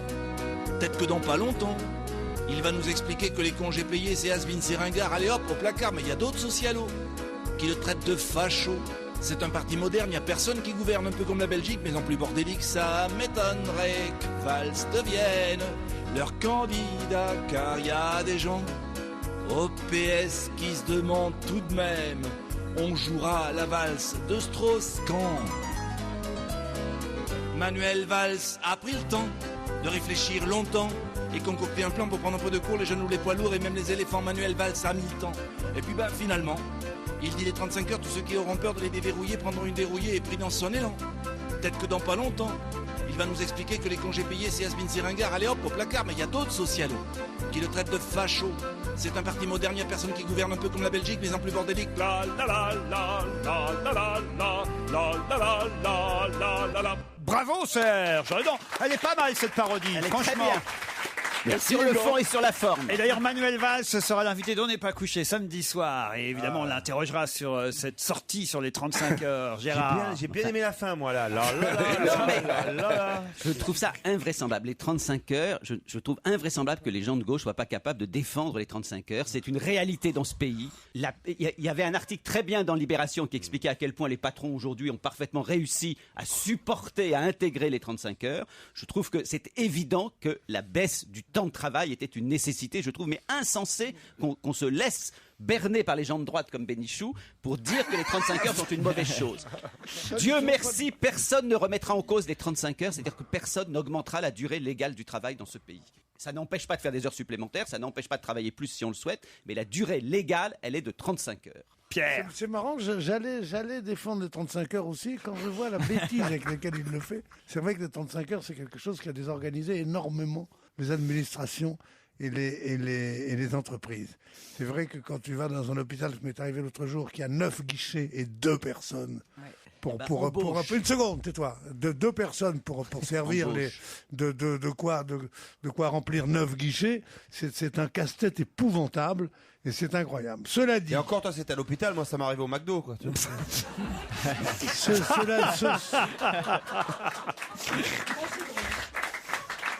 Cela dit, c'est vrai que c'est un symbole et qu'on revient.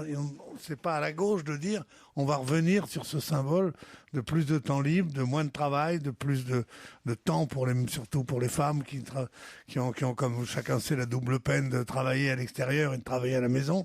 Même la droite n'a jamais osé le faire. Que Monsieur Valls trouve que pour faire parler de lui, il faut le faire, je trouve ça insupportable. Voilà. C'est pas insupportable quand tu dis les guichets vides à cause des 35 heures, quand effectivement la question était simplement leur RTT, mais la question était simplement d'embaucher un petit peu plus de gens pour qu'effectivement ceux qui avaient quel argent ah oui, quel argent. Ce pays manque d'argent, ça c'est une nouveauté. Non, pas toi, pas les petits. Mais c'est pas la question, le pays lui-même. Mais arrête.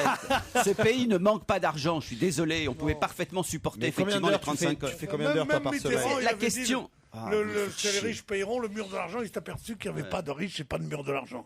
C'est les entreprises qu'il faut amender, c'est-à-dire qu'il faut dire que les compagnies pétrolières donnent de l'argent à l'État. Les banques, mais c'est pas les petits entrepreneurs. Les personnes parlent des petits entrepreneurs. Des entrepreneurs qui ont 4 ou 5 employés et qui se retrouvent avec... Tu me parles des guichets de la Poste, tu me parles des guichets. De quoi tu me parles? Tu parles pas du petit artisan. Mais le petit artisan, ça le touche aussi, Gérard. Sois pas idiot. Le petit artisan, ça le touche aussi. Alors, s'il y a besoin d'avoir des aides pour les petits artisans que vous dites, on fait des aides. Mais non, parce qu'il paye des charges sociales, le petit artisan. Et s'il prend 2... Mais non, justement non, puisque à droite et au sein de l'UMP, en ce moment, on est en train de s'engueuler. Eux aussi, ils s'engueulent parce que on donne trop d'aides aux entreprises qui ont adopté les 35 heures. Alors, il faudrait savoir. Les 35 heures sont une erreur. Et puis il y a la mondialisation. Il y a la mondialisation aussi. Tous les socialistes le reconnaissent en privé. Ils disent c'est une erreur, ça a été trop vite fait. Oui. On a mal pris des mesures pour les accompagner. C'est une idée de Strauss-Kahn, dont Martine Aubry ne voulait pas et qu'elle a reprise à son compte. Et c'est vrai que ça met tout le monde en porte-à-faux. Vous êtes toujours sur France Casse-Couille à la discussion politique du mois. Nos invités, Gérard Miller. Vous écoutez Europe 1, on se retrouve après les titres de... Bonjour, France Casse-Couille repasse le relais à Europe 1. Et on se retrouve après Notre invité à 21h, Monsieur Mélenchon. Après les titres de 16h, 17. T'es en RTT, c'est pour ça. Et vous écoutez RTT, voilà. Tout de suite.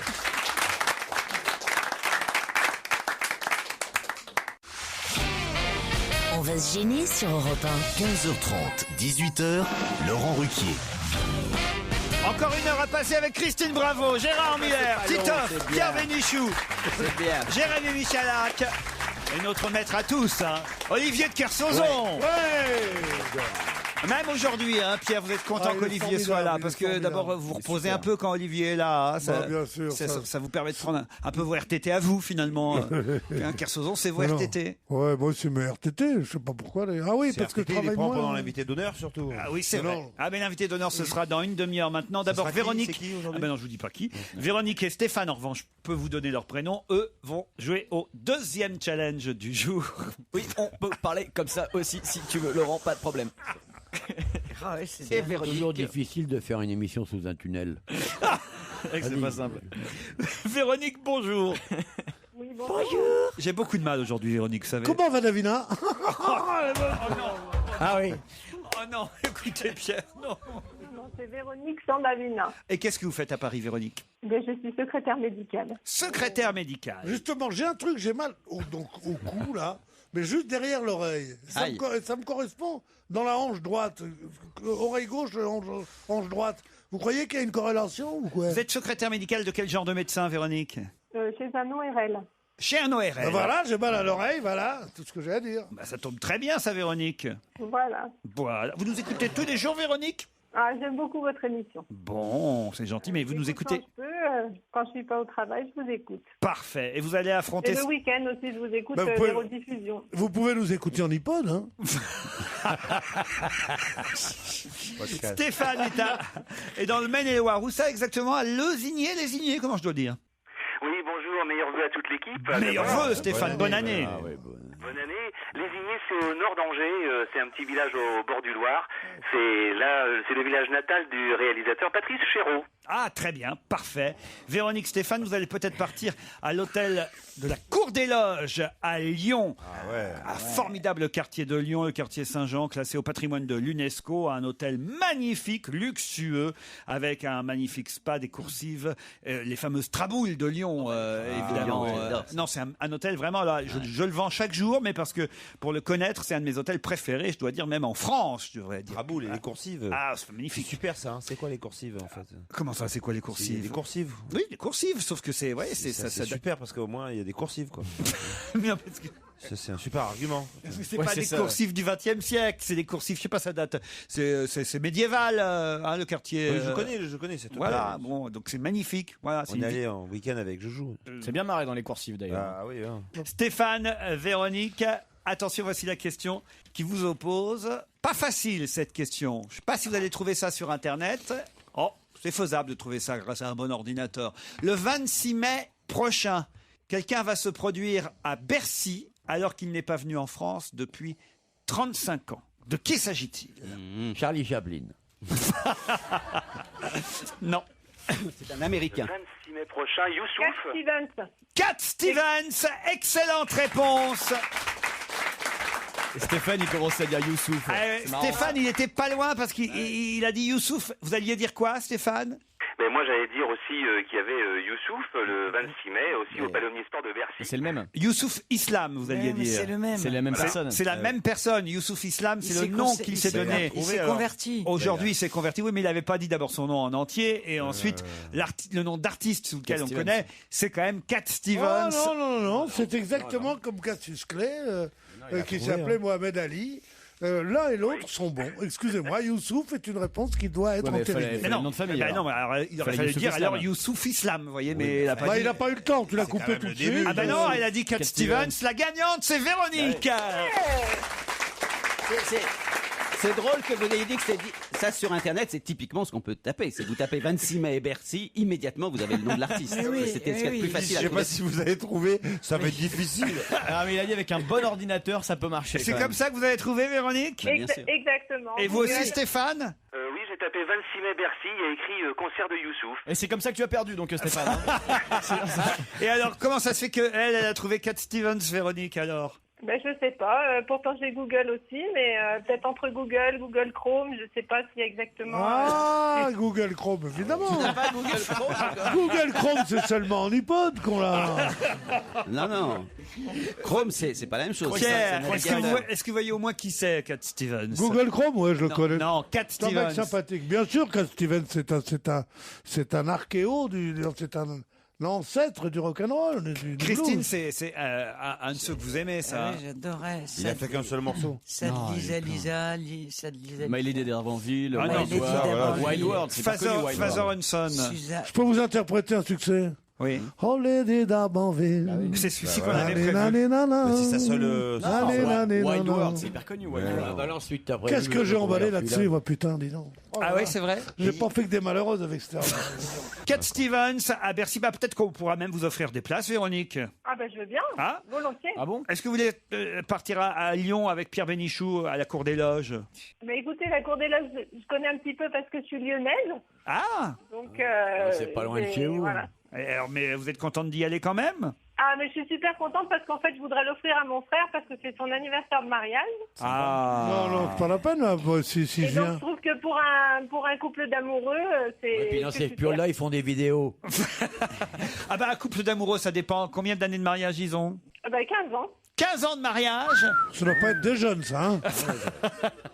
Bah oui, un bon week-end à la Cour des Loges, c'est pas mal. Vous avez raison, ça leur fera plaisir. D'autant qu'ils dîneront évidemment au restaurant tenu par Anthony Bonnet, le chef de la Cour des Loges, de nuit à Lyon. Et vous entendez bien avec votre belle-mère pour lui offrir ça? C'est son frère, là. Son frère ou C'est son son père? frère. Ah, j'ai compris son frère. Son frère a pas épousé sa Ah, mère. j'ai compris son père. C'est pas tous des clients, Gérard. J'ai compris son père. Eh, Gérard, mais quand on te dit qu'il faut que t'enlèves tes poils des oreilles. J'ai compris son père. C'est ça qui m'étonnait. Ah ouais, mais là, tu crois toujours que c'est Édipe, toi. Hein. Lady d'Herbanville, Cat Stevens, le 26 mai prochain à Bercy, après quand même 35 ans d'absence en France. Europe 1. Une info, une enquête, un défi. C'est le challenge Vermus. Allez, on commence par Roland Dumas et Jacques Vergès. Paul, on vous a demandé combien les deux avocats, âgés, il faut le dire aujourd'hui, ont-ils touché du président sortant Gbagbo en Côte d'Ivoire pour aller le défendre jusqu'à Abidjan. Est-ce que vous êtes au courant des honoraires? Écoutez, moi c'est pas difficile, j'étais directement à la source, j'ai eu les avocats. Alors, ce que je peux vous avez dire, appelé Vergès et Dumas? J'ai eu Vergès. Ah. Et il a parlé au nom de son confrère. Hein. Alors, ce que je peux vous dire, c'est que les 4 jours d'hôtel à Abidjan ont été payés par le palais présidentiel. Idem pour les 2 billets d'avion Paris-Abidjan en classe affaires. Grosso modo, il y en a entre 12 000 et 15 000 euros en frais, tout payé. Les deux avocats assurent sur l'honneur n'avoir jamais reçu à ce jour d'honoraires pour cette mission ivoirienne. Mais Jacques Vergès m'a confié personnellement qu'à la fin des négociations, on touchera peut-être quelque chose, m'a-t-il dit. Et ça, on peut le mettre entre guillemets. À la fin des négociations, on touchera peut-être quelque chose. Mais alors, si gros, Gbagbo reste ou si il s'en va? Bah oui. Ah, si Gbagbo reste, bien sûr. Oui. Hein, sinon, c'est perdu. Hein. Évidemment. Maintenant, ce que je peux vous dire, c'est que des vieux ténors comme Dumas ou Vergès coûtent assez cher. Et pour ce genre de travail, parce qu'on est payé à l'heure, bah, ça tournerait autour de 100 000 euros et plus. Non, Roland Dumas disait qu'il n'était pas payé à l'heure hier soir sur France 5. Oui, enfin bon, disons que Vergès est payé à l'heure. Enfin, tout ça n'est pas le problème pour l'instant. Ouais, tu sais pas quoi. Ne commencez pas à chipoter. Non, mais alors la prochaine fois, je vous envoie enquêter, Jérémy. Oui, ça sera mieux, ouais. Oui, puisque tu es tellement malin, Jérémy. Et surtout que quand il a une idée, Jérémy, hein, il est têtu. Hein. Alors justement, parlons-en. Où en est Joujou dans le classement de têtu.com? Alors vous savez que c'est chaque année, c'est sur le thème qui vous a fait craquer à la télé, hein. Voilà. Alors donc, qui va succéder à Laurent Artufel, qui avait coiffé quelquefois Ali Badou. Ça, c'est pour vous mettre dans l'ambiance. Qui était l'année dernière? Laurent Artufel lui-même. Qui voilà. ça? Et puis Ali Badou a failli être consacré. Et bon. Alors selon les toutes dernières informations, hein, mais le vote n'est pas terminé, il ne sera terminé que dans 3 semaines. Hein. Ah, putain, on va pas tenir. Non, moi non plus. Jérémy Michalak obtient 34% des suffrages exprimés, soit, alors peut-être qu'il y en a un peu plus depuis tout à l'heure, 2821 voix. Alors, je vous signale quand même que dans cette affaire, Laurent, certaines voix qui restent, certains candidats potentiels ont fait savoir que cette élection est tronquée et qu'il y aura un abus de pouvoir d'Europe 1 et de vous-même, Laurent, ayant pris officiellement position pour un de vos pensionnaires. C'est normal. Ce que je peux vous dire, c'est que Jérémy Michalak, qui se frotte pas les mains, il n'a pas encore gagné. Hein. Il est talonné Oui, par mais en Alex plus de Good. ça, je trouve cette élection ignoble. C'est Pedro de Guépier qui Alors, Laurent, Jérémy est talonné par Alex Good. Alex Good. Ouais, vous le connaissez bien. Numéro 2, lui, alors. Ouais. Ensuite, il y en a un qui a finalement pas mal de voix, mais Que des un mecs loin costauds, derrière, c'est quelqu'un que vous connaissez bien aussi, c'est Christophe Beaugrand. Ah, il remonte. Ça remonte. Alors, faudrait bon, voter pour lui un peu. alors, il y en a. Alors bon, il y a Xavier de Moulin, Victor Robert, sont en bonne position Que des pour leur hommes, comment élégance ça se fait décontractée. Hein. Mais il faut préciser qu'ils sont pas forcément homosexuels, tous ces gens-là. Ah, bien sûr qu'ils sont pas forcément homosexuels. Et je vous signale qu'ils sont pas non plus candidats. Ils ont été choisis. Alors, est-ce qu'ils C'est sont un fait. contents ou pas de l'être choisi candidat? C'est ça que je voulais savoir, moi. Bon, alors des gens, ils font bonne figure. Je peux vous dire que Anissa Mbida, Oui. vous connaissez BFM TV. Oui. Hein, il est célèbre. Ça, Lolita il est black, Mbika. il est célèbre pour son impeccable nœud de cravate. Hein. Ouais. Célèbre sur son palier, surtout. Anissa Mbida fait bonne figure. Xavier de Moulin, Victor Robert, sans commentaire. Ouais. Cyril Ferraud qui présente Slam, vous savez, qui est blond comme les blémures. Bon, ivoirien ardien. Bon, il y a quand même un état d'esprit assez sympathique. Ceux qui sont pas contents veulent rester anonymes. Hein. Vous n'y êtes pas, vous, Paul, sur la liste. Hein. Non, rêvez pas, Laurent. T'as dû y être à C'est une pas époque, que je ne quand veux même. pas y être, mais bon, c'est une nouvelle génération qui prend le relais maintenant. Évidemment. Passons à PPDA, allez, plutôt pour être sérieux. L'affaire de plagiat. Comment il a réagi, Poivre d'Arvor, là? Il en est où, alors? Il est dans quel état? Bon, il est extrêmement contrarié parce Bah que ouais. bon, il a une belle image, et Ah que oui. cette image Jamais, est écornée. jamais, Alors, jamais une dans quel- magouille. Dans quel état il est? Il peut pas être en grande forme hein, dans cette affaire. Bon, quand les éditions Artaud précisent que ce livre a été diffusé par erreur dans une version de travail, ça, c'est une explication totalement alambiquée qui ne tient pas la route. Je dirais même que c'est mensonge. Vous m'écoutez? Bien sûr. Tous les journalistes, moi y compris, vous y compris, Laurent, nous recevons des dizaines de livres dont la couverture est blanche. Je l'ai reçu, moi, en tout cas, le bouquin. Voilà. Ah, moi aussi, On je l'ai appelle reçu. Voilà, ce qu'on appelle ou les bonnes pages ou... Les bonnes feuilles, pas les bonnes pages. Pardon? On dit les bonnes feuilles, pas les bonnes pages. ça, les bonnes épreuves. feuilles. Voilà. Les épreuves. C'est ni les bonnes Et alors, feuilles, ni les les bonnes épreuves. pages. Et lorsque le livre paraît, en général, 3 semaines, il y a embargo pendant 3 semaines. Et lorsque le livre paraît, qu'est-ce qui change dans ce livre?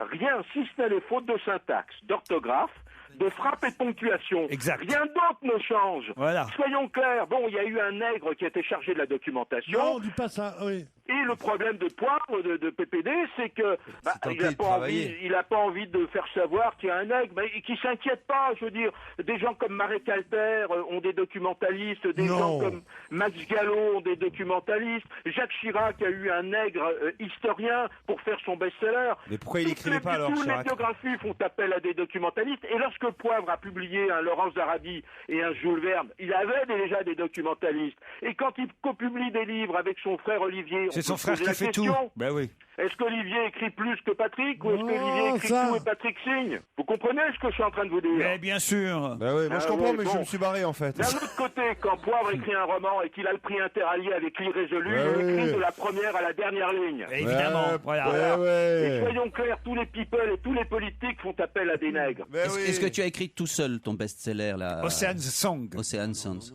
Je dis que t'as un mec, le mec il note, où il me fait parler, il écrit et je réécris. Voilà. Un beau travail de Félias. J'arrive jamais à croire que ça peut intéresser quelqu'un en fait. Non, mais quelle modestie en plus Mais de non, son c'est un immense problème. talent. Pauvre con, c'est que non, c'est que Tu me dis pas pauvre con. mon cher pauvre con. T'écrirais pauvre con, parlant de moi? Non. Ah non. Alors, tu vois qu'il vaut mieux que t'écrives.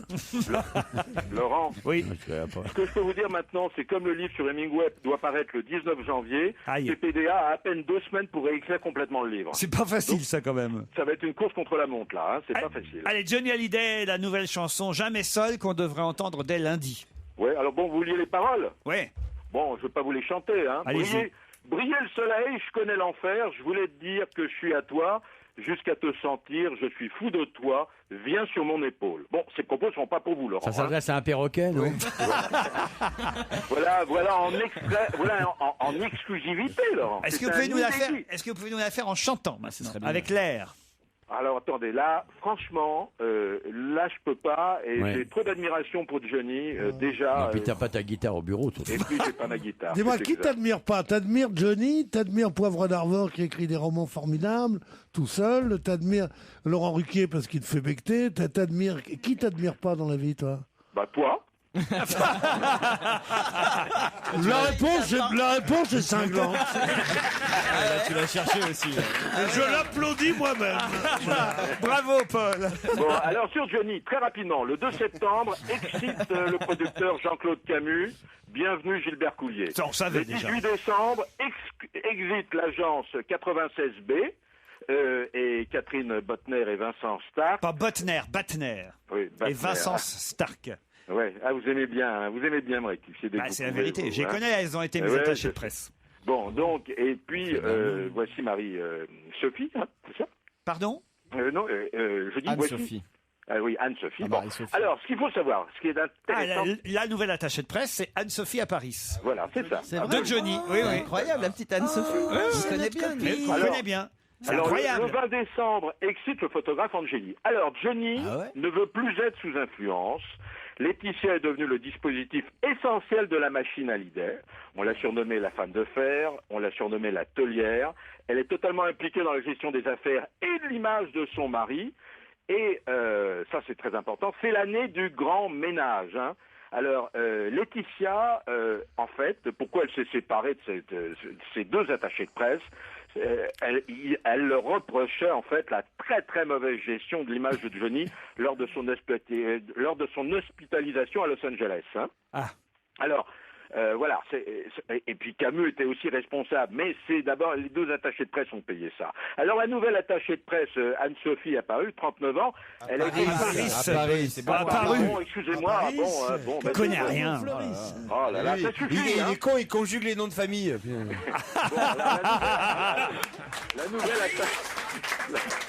la nouvelle attachée de presse, Anne-Sophie, elle a été choisie par Laetitia sur les conseils d'une amie commune. Ah, Et cette amie commune leur a dit... Tu veux pas que j'ai les amis distingués, non? Si, oui.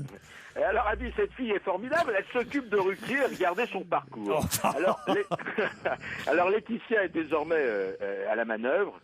Donc, on fait table rase du passé, on enlève tout le monde et on recommence à zéro. Et on verra donc Johnny sur la scène à partir de 2012, en attendant le disque sort dans les quelques heures. Voilà. Bah, Ça écoutez, vous va? moi je trouve que vous avez pas mal bossé. Ouais, Vraiment très bien. Non, il a Très bien, Hein? très bien. Les paroles de la chanson de Johnny, c'était formidable. La façon dont il a eu Vergès au téléphone, pour moi, c'est un type... Moi, j'admire pas beaucoup de monde, mais il y en a un que j'admire, c'est Verbus. Bon, bah, sur ce propos extrêmement flatteur, on peut se dire à bientôt. pourriez juste partir juste avec une fois encore, parce que vous les avez tellement bien dites, les paroles de la nouvelle chanson de Johnny. Oui, bien sûr. Briller le soleil, je connais l'enfer. Je voulais te dire que je suis à toi jusqu'à te sentir. Je suis fou de toi. Viens sur mon épaule. Comme quoi le talent, hein. Le j'ai français- fermé les yeux, moi j'ai cru voir C'est Johnny. facile quand même d'écrire des paroles comme ça, parce que le français c'est une tellement belle langue. Ah, vous n'auriez pas écrit ça, vous? Ah non, c'est trop. Enfin, je suis vachement impressionné. Quoi. Qui a écrit ça? Écoutez, c'est M, hein. Mathieu Chédid. Et Johnny, c'est un travail à deux, je pense. les paroles. Ouais. Plutôt la musique, Mathieu Chédid, pas les paroles, non? Bon, c'est un travail à deux, je viens vous dire. Je sais pas, quand tu sais pas. Qui est le Mais deuxième? non, quand je sais pas, je dis je sais pas, mais là, c'est Mathieu Chédid. Pour les paroles, Il fait la musique, paroles. Mathieu Chédid. on te Qu'est-ce dit. que ça peut vous faire? Ça va changer le monde si je vous dis que c'est Johnny ou... Non, mais si, ça, c'est une chanson, si ça on prend aussi, qu'est-ce hein. qui va changer le monde, tu n'as plus voix au chapitre dans l'émission. Non, mais sérieusement.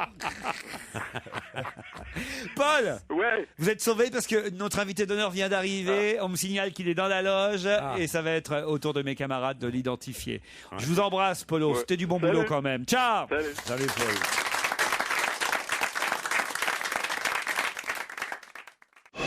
Europe 1, on va se gêner. Attention, voici le moment de découvrir qui se cache dans la loge d'honneur. Ah, particulièrement heureux de vous recevoir, invité d'honneur. Bonjour, bienvenue. Attention, hein, il faut être très malin et très prudent avec mes camarades. Ne leur répondez que oui et non, cela suffira, car autrement ils pourraient évidemment deviner le moindre indice dans vos réponses. C'est parti. Est-ce que vous avez déjà été décoré? Ah. Bien. Ah, Oh Pierre, arrêtez. Vous êtes un homme? C'est sympa de poser cette question en période, après les fêtes de Noël. Mais est-ce que vous êtes un homme? Oui. D'accord, un homme. Ah, après les fêtes de Noël, décorer un homme, Monsieur Sapin. Vous y avez bien amené, c'est gentil, Titoff. Eh ben oui, c'est sur un plateau. Est-ce que vous avez déjà travaillé dans une usine? Ah bah, je l'aurais su. Hein. Donc il n'y a vraiment aucun témoin. Est-ce que vous appartenez à une famille d'artistes? Non. Est-ce que vous avez été décoré pour une œuvre politique, on va dire? Est-ce que vous avez eu une enfance difficile ou au moins un peu spéciale? C'est une question intéressante, ça. On sent le journaliste. Oui. Est-ce que vous êtes né dans un autre pays que la France? Oui. Est-ce que vous avez dû partir du pays où vous êtes né, notamment à l'occasion de la décolonisation? Non. C'est pas comme moi. C'est pas comme Bénichou. Est-ce que vous êtes parti volontairement de ce pays? On vous a pas foutu dehors? Non. Est-ce que vous êtes parti avec vos parents de ce pays? Non.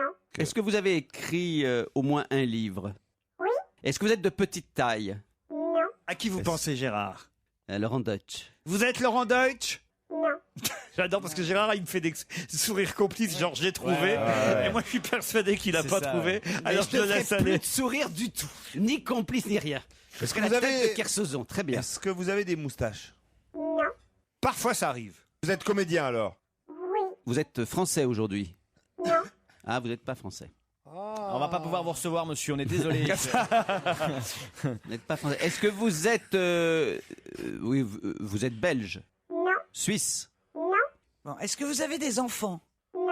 Est-ce que vous êtes amoureux de Christine Bravo? C'est bien de... Répondez. C'est bien quand c'est spontané. Est-ce que vous connaissez Christine Bravo? Oui. Oui. Est-ce qu'on s'est déjà parlé? Oui. Est-ce que Christine Bravo vous a déjà reçu dans des émissions? Oui. Oui, voilà. Est-ce que... Ça doit pas être un perdreau de l'année, lui. Alors. Et vous avez quand même eu une décoration. C'est pour ça que la décoration dit qu'il a déjà un certain âge. Vous voulez un indice? Ouais. Allez, les voici.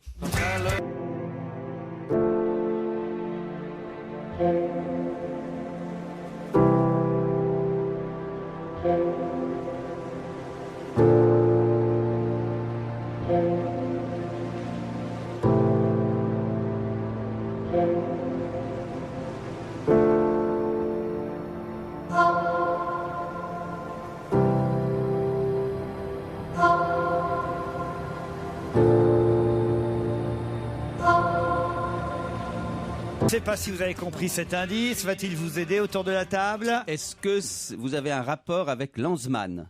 Non. Non, c'est pas ça l'indice. Alors, c'est pas un des auteurs, peut-être. Est-ce que vous êtes marié? Non. Est-ce que Il est vous pas marié, pas d'enfant. Est-ce que vous êtes plutôt un comédien de cinéma, Non. de télévision, Non. de théâtre? Oui. Bravo Gérard, la dernière t'as trouvé. Bonne déduction. Vous Là. voulez un indice ouais. de plus? Allez, parce que c'est vous. Hein.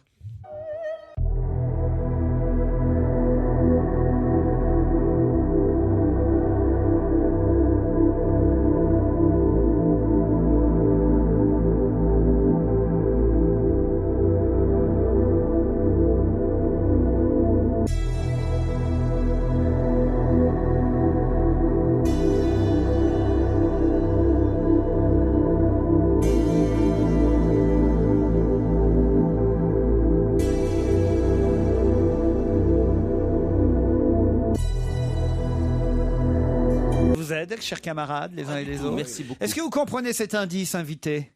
Un peu. Un peu. Est-ce que vous êtes retrouvé déjà seul sur scène? Oui. Dans ce qu'on appelle un one-man show? Oui. Oui et non, on peut dire. Oui et non. Oui et non, parce qu'il y avait un orchestre avec vous, des musiciens? Parce qu'il y avait des musiciens? Non. Non. Parce que c'était un monologue. Ben non. Est-ce que c'est Non, on va répondre non. Et vous C'est un avez... spectacle que vous avez écrit? Oui. Est-ce que vous allez jouer bientôt un rôle très important dans un film très cher? Non. À qui vous pensiez? Edouard Baird. À Édouard Baird, qui va jouer Astérix. Qui n'est pas français, comme on le sait. Mais non, ça s'écrit pas en français, son nom c'est B-A-E-R. Baird. Mais il est français. Ce n'est pas Édouard Baird. Est-ce que vous venez d'un pays de l'Est? Non. Espagnol? Non. On va peut-être pas faire tous les pays, ce serait trop facile. D'accord. D'accord, Laurent. Ok. Et là, je t'envoie aucun sourire complice. Hein. Si vous voulez que je vous aide pour le pays, on va vous passer tout de suite l'indice numéro 4.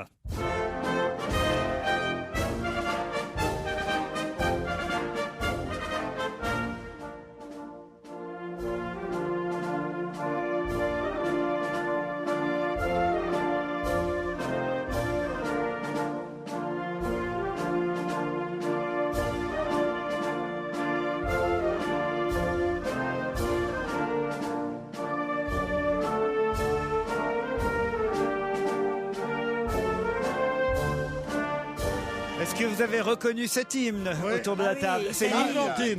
L'Argentine, dit Oui. Pierre. Alors, est-ce que vous êtes argentin? Non. Non. Mais non, c'est l'Italie. Italie. Est-ce que vous êtes italien? Oui. Mais Bien oui. sûr, c'est l'Italie. On a décoré un italien. Putain. Un Donc, acteur de théâtre italien qui n'est pas marié. Qui a pas d'enfant. Qui a pas d'enfant, qui n'a... Que les parents, ils sont restés là-bas. hein. qui est venu seul en France. Est-ce que vous chantez? Non. Et Olivier de Est-ce Kersauzon. que quand vous êtes... Non, mais là, si je le dis, ça va être... Attendez un peu, Olivier de Kersauzon va vous décrire notre invité dans un instant. S'il est dans la loge, ce sera après cette trouvé, courte oui. pause publicitaire.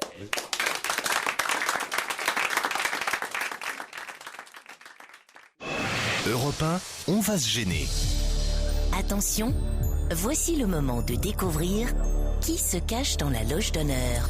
Ah, je dois dire que Titoff a été le plus Moi rapide. aussi. Pendant la pub, il m'a soufflé le nom de l'invité. Je crois que... viens de penser Enfin, je à crois pas, je suis sûr, puisqu'il me l'a dit. Titoff a trouvé qui était dans la loge. Moi aussi, moi aussi. Peut-être Christine. Parce que j'ai trouvé, trouvé, ça y est, tout le monde a trouvé. Non, mais c'est Qu'est-ce pas que ça. c'est que ça? C'est pas ça, c'est que il y a un moment, il y avait une arnaque sur le fait qu'il faisait un one-man show. C'est ça, Il seul. fait un one-man show seul.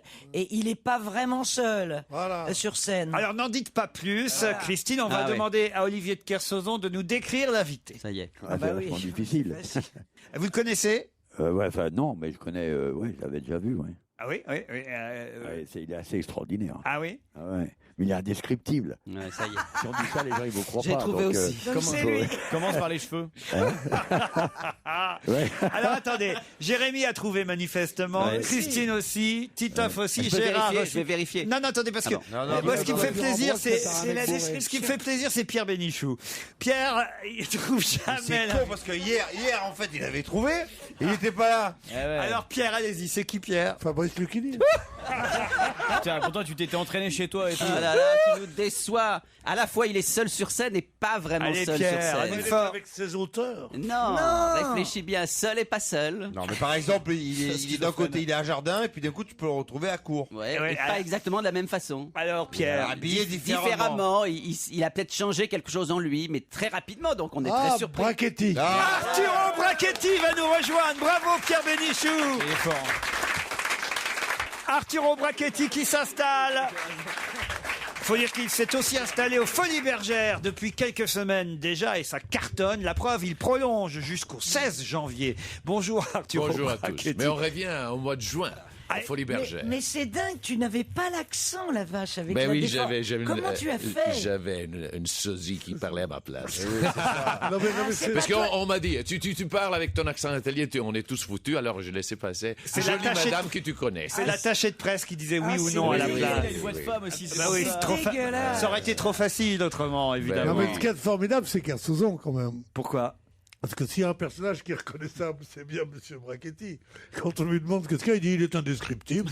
Évidemment, s'il avait dit il a une houppette au milieu des choses et le reste du crâne, tu comprends, c'est un type qui joue le jeu vraiment. Oui. Kersauzon. Bah, écoutez, C'est ce qu'il dit. Mais non, mais pas de plus, c'est de l'admiration, mon chéri. Il est très content de ce que dit et ça me rassure. Tu Voilà. vois, si j'ai des doutes sur ma vie, mon passé, ce que Non, j'ai fait. ton passé, tu sais ce que Moi, c'est, j'ai toi. fait de la radio qu'avec des cons, pardon. Jean-Yann, Martin. Ça vous dérange pas parce que vous le avez vu, on a un Luron, et invité. travailler avec toi, c'est un bonheur. Toi, tu Bienvenue, Brachetti. Merci, oui, je suis là. Arturo Brachetti, ça, alors, vraiment, s'il y a bien un signe de notoriété, je peux vous dire, c'est un, quand Olivier de Kersauzon vous reconnaît, deux, quand Pierre Bénichou est capable de dire votre nom. Là, je pense que c'est le On est passé par quelques Je étapes suis quand même. hein. considéré comme nul dans cette émission. c'est le top, non. je peux vous garantir, c'est le top de la notoriété, parce que là, Ouais. vraiment, Enfin, on est quand même arrivé à Italien qui est au théâtre et qui change de costume toutes les 2 secondes. hein, si tu veux, pour le trouver. oui, mais que le nom lui revienne. Ah oui, c'est autre chose. Ça, quand même, c'est déjà extraordinaire. Arturo Brachetti aux Folies Bergères jusqu'au 16 janvier. C'est déjà des prolongations, mais il y en aura d'autres au mois de juin. Ben oui, parce que là, on est complet, alors. Et il y a longtemps, quand même, que vous n'étiez pas venu nous voir. Ben oui, 6 ans, je pense. Alors, c'est pour ça peut-être que les gens, ils avaient envie. Les gens, ils amènent leurs neveux. Mais le pire, c'est que tu sais que des fois, ils arrivent dans les loges des mamans et disent, tu sais, quand j'avais 7 ans, ans, ma mère m'amena voir ton spectacle. Maintenant que moi, j'ai une fille de 7 ans, j'amène voir ton spectacle. Ça me fait sentir très vieux, ça. Mais alors, c'était quand le premier spectacle à Paris? Oh, ben, le tout premier, c'était avec Jean-Marie Rivière en 1979, alors. Ah C'était pas encore là. Jean-Marie Rivière à l'Alcazar. Non, Paradis Latin. Paradis Latin. J'ai trouvé des trucs à la télé, des reportages sur moi de 79, c'est terrifiant, parce que, alors. C'est vrai? Ah oui, parce que tu te vois jeune et con, là, avec le maquillage et tout. Oh là là, une honte, C'est vrai, une honte. c'est vrai que depuis, tu as pris un look tout à fait normal. Ben oui, c'est ça. C'est vrai qu'en vieillissant, ça change. Ça s'est calmé, oui. C'est vrai, vous vous êtes déguisé en quoi, là, aujourd'hui, par exemple? Aujourd'hui? Aujourd'hui, je suis normal, mais des fois, dans la vie, je me déguise dans la rue, en Italie, surtout pour marcher inconnu. Vous êtes encore plus connu en Italie que chez nous? Oui. Ah, c'est vrai? Ah oui, non, par exemple, en Italie, je me déguise en prêtre dans la rue pour pas m'être reconnu, par exemple. Mais tu gardes la houppette? Non, je cours avec une perruque.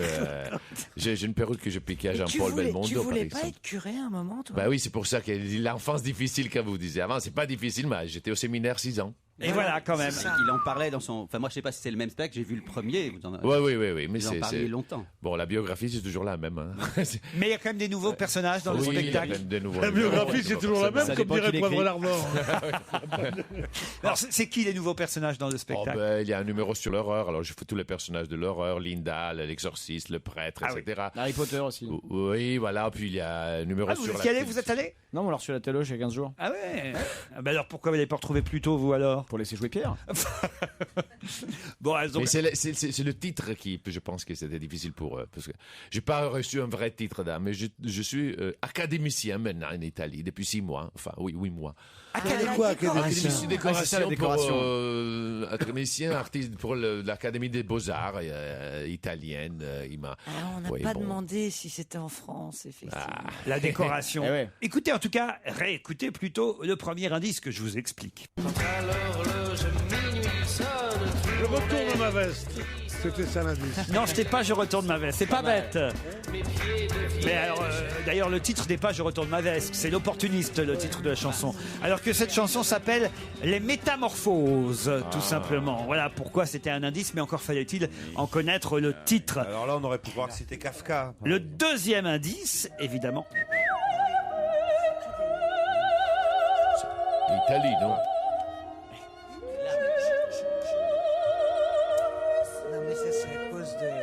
Ça, c'est Barbara Hendricks qui chante, mais l'indice, c'est Madame Butterfly.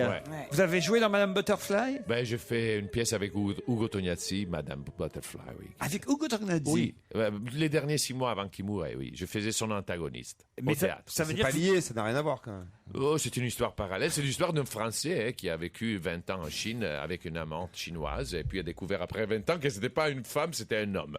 Et le grand procès, c'était un procès d'espionnage, c'était un procès que les paparazzi et tous les gens des médias disaient « Mais pourquoi vous n'avez pas reconnu cette femme comme homme pendant 20 ans ?» Alors, toutes les mensonges, la pièce était sur ça. Parce qu'elle cachait sa glotte. Ça veut dire que vous pouvez jouer au théâtre en tant que comédien sans forcément vous travestir, sûr, ou là vous étiez travesti dans cette pièce? Moitié spectacle, j'étais en travesti, moitié non. Et puis, par exemple, la houppette, c'est un héritage de Puck, de Songe de nuit d'été, de Shakespeare. Je fais beaucoup de théâtre national en Italie. En Italie. Où je peux parler plus vite et plus longuement. Ce serait plus difficile en France. Ben, enfin, oui. Je fais plein de fautes en Non, France. puis surtout, il est engagé souvent parce qu'il n'y a pas besoin de loge avec lui. C'est-à-dire Il change dans la coulisse en 1 minute. Qu'il retourne. Mais non, justement, il y a besoin d'énormément de loges, j'imagine, pour votre spectacle. Oui, mais ma plus grosse loge, c'est les coulisses. Quand même. C'est toujours interdit de venir vous voir en coulisses? Absolument. On fait signer des papiers terrifiants. Hein. Ah ouais, aux pompiers, oui, on les poursuit et tout. Hein. Enfin, personne jamais nous a fait des espionnages. Mais on s'en fout parce que maintenant, il y a des jeunes qui te copient, tu vois. Mais maintenant, c'est le software qu'on peut pas copier. Alors, heureusement, c'est ça que les gens... De quoi vous dites? Le software dans la thèse, pas le hardware. Tu vois?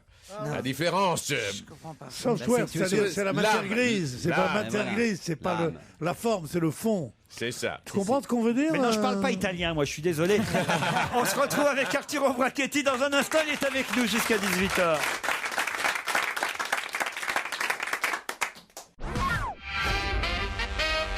Arturo Brachetti est aux Folies Bergères jusqu'au 16 janvier. C'est complet, mais il reviendra au mois de juin, toujours aux Folies Bergères. Je vous promets. Faut dire que c'est un lieu fait pour vous, les Folies Bergères. Fantastique. Ouais. Mais t'as déjà fait le tour des loges des Folies Bergères? Non, ça va. C'est fantastique. On m'a interdit. C'est Mais monument c'est national. le premier lieu où je suis allé au spectacle à Paris. À voir quoi, la revue? Ah oui, exactement, mais j'ai raconté, je crois, déjà ici, et j'ai pleuré d'ailleurs, c'était terrible. Avec des femmes à poil. Mais... Laissez-moi sortir. Mais non, tu parles, je devais pas savoir, à l'époque j'avais 8 ou 9 ans seulement. Mais si, tu le savais. aussi belle que ça, tu disais. Mais non, c'est pas ça, j'avais 8-9 ans, c'était mes parents, c'était la première fois que mes parents venaient à Paris aussi, du Havre, parce que je vais pas vous raconter ma vie familiale, mais ma sœur épousait un Parisien, ce qui était quand même évidemment, pour vous imaginez la famille du Havre, très important, quoi. Alors, c'est la première fois qu'il venait à Paris du Havre. Bah oui, évidemment, oui. Vous croyez que tout le monde vient à Paris comme ça? Non, mais du Havre à Paris, ouais, ça paraît pas. Il y a pas tellement longtemps. Bah, mon père avait pas de voiture. Putain, on n'a pas la musique avec les violons. Non, je sais pas, moi ça me semble incroyable. Bon, et alors, les Folies Bergères.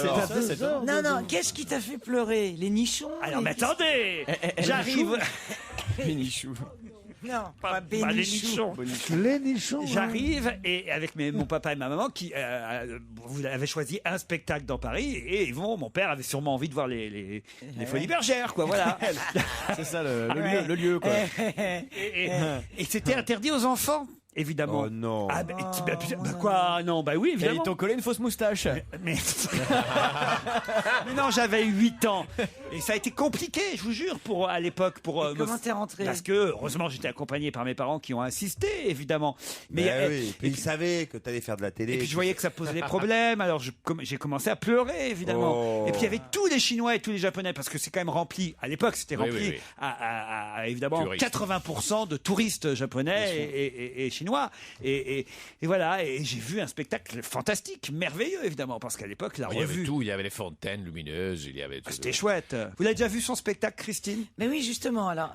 4 fois, je crois. Moi, j'ai vu 4 fois. Alors, je me dis... Vous n'avez pas compris la première fois? Est-ce que tous les gens qui, comme moi, ont été fidèles depuis tes débuts, vont être encore étonnés, ou est-ce que... Alors, évidemment, tu vas pas dire, non, venez pas, c'est de la merde, etc. Mais est-ce que tu peux encore épater des gens qui te suivent depuis si longtemps? Écoute, je peux le dire à la radio. Je vais te baiser avec les sentiments. T'es contente? Pardon. Parce que la surprise, je pense pour quelqu'un qui a déjà vu le spectacle, c'est pas, oui, qu'il se change dans une seconde, oui, on le sait, on s'en fout, on le fait pendant le spectacle au moins 10 fois. Mais c'est des moments très touchants dans le spectacle, comme acteur, de cœur, qui va au-delà de la technique, de la prouesse technique. Voilà. 6 ans que vous n'étiez pas venu à Paris. Pendant ce temps-là, vous avez joué à travers le monde. Oui, même en Chine, par exemple. À Shanghai. Oui, alors, comment ça se passe, les Chinois? C'est un monde... Ils comprennent? Mais tu sais, il y a des sous-titres, ils passent sous la scène. Alors, tu parles en anglais à eux, et eux, ils te regardent tes pieds parce qu'ils regardent les sous-titres. Et alors, les premiers 2 jours, c'est un peu inquiétant. Parce que moi, je fais le chinois plus vite oui, que lui. Après, quand tu relèves la tête, il dit « Oh merde !» Mais par exemple, vous déguisez en chinois à Shanghai ou pas? Non, je fais le spectacle le même. Ils n'ont pas les mêmes références. Par exemple, ils ne reconnaissent pas certains personnages des films. Ils ne reconnaissent pas Mickey Mouse, parce que c'était interdit pendant 60 ans. Oui, ils reconnaissent par exemple Casablanca, oui. Autant emporte le vent, oui. Tu t'en fous? Darth de Star Trek, non. Star Wars. Oui, je m'en fous parce que ça dure 30 secondes, Mickey Mouse ou l'autre. Mais ils reconnaissent Gérard Miller en Chine ou pas? Qui? Gérard Miller. Non, je crois vraiment pas. Non. Mais alors, est-ce qu'on en a assez ou pas de faire ce spectacle après tant d'années à le jouer? C'est une drogue. Hein. C'est le spectacle, c'est une charge énergétique quotidienne. Et puis c'est un exercice d'une 1h30 d'aérobique obligatoire. Alors quand je fais le spectacle, je plains la pêche, je maigris, je peux manger des grosses croissants ou des tartes bien le demi-millefeuille parce que je me sens pas coupable parce que je les brûle pendant le spectacle. Je suis content. Tu poseras la même question à Dumas et Vergès samedi. Hein. Est-ce que vous n'en avez pas marre de faire le même spectacle depuis tant d'années?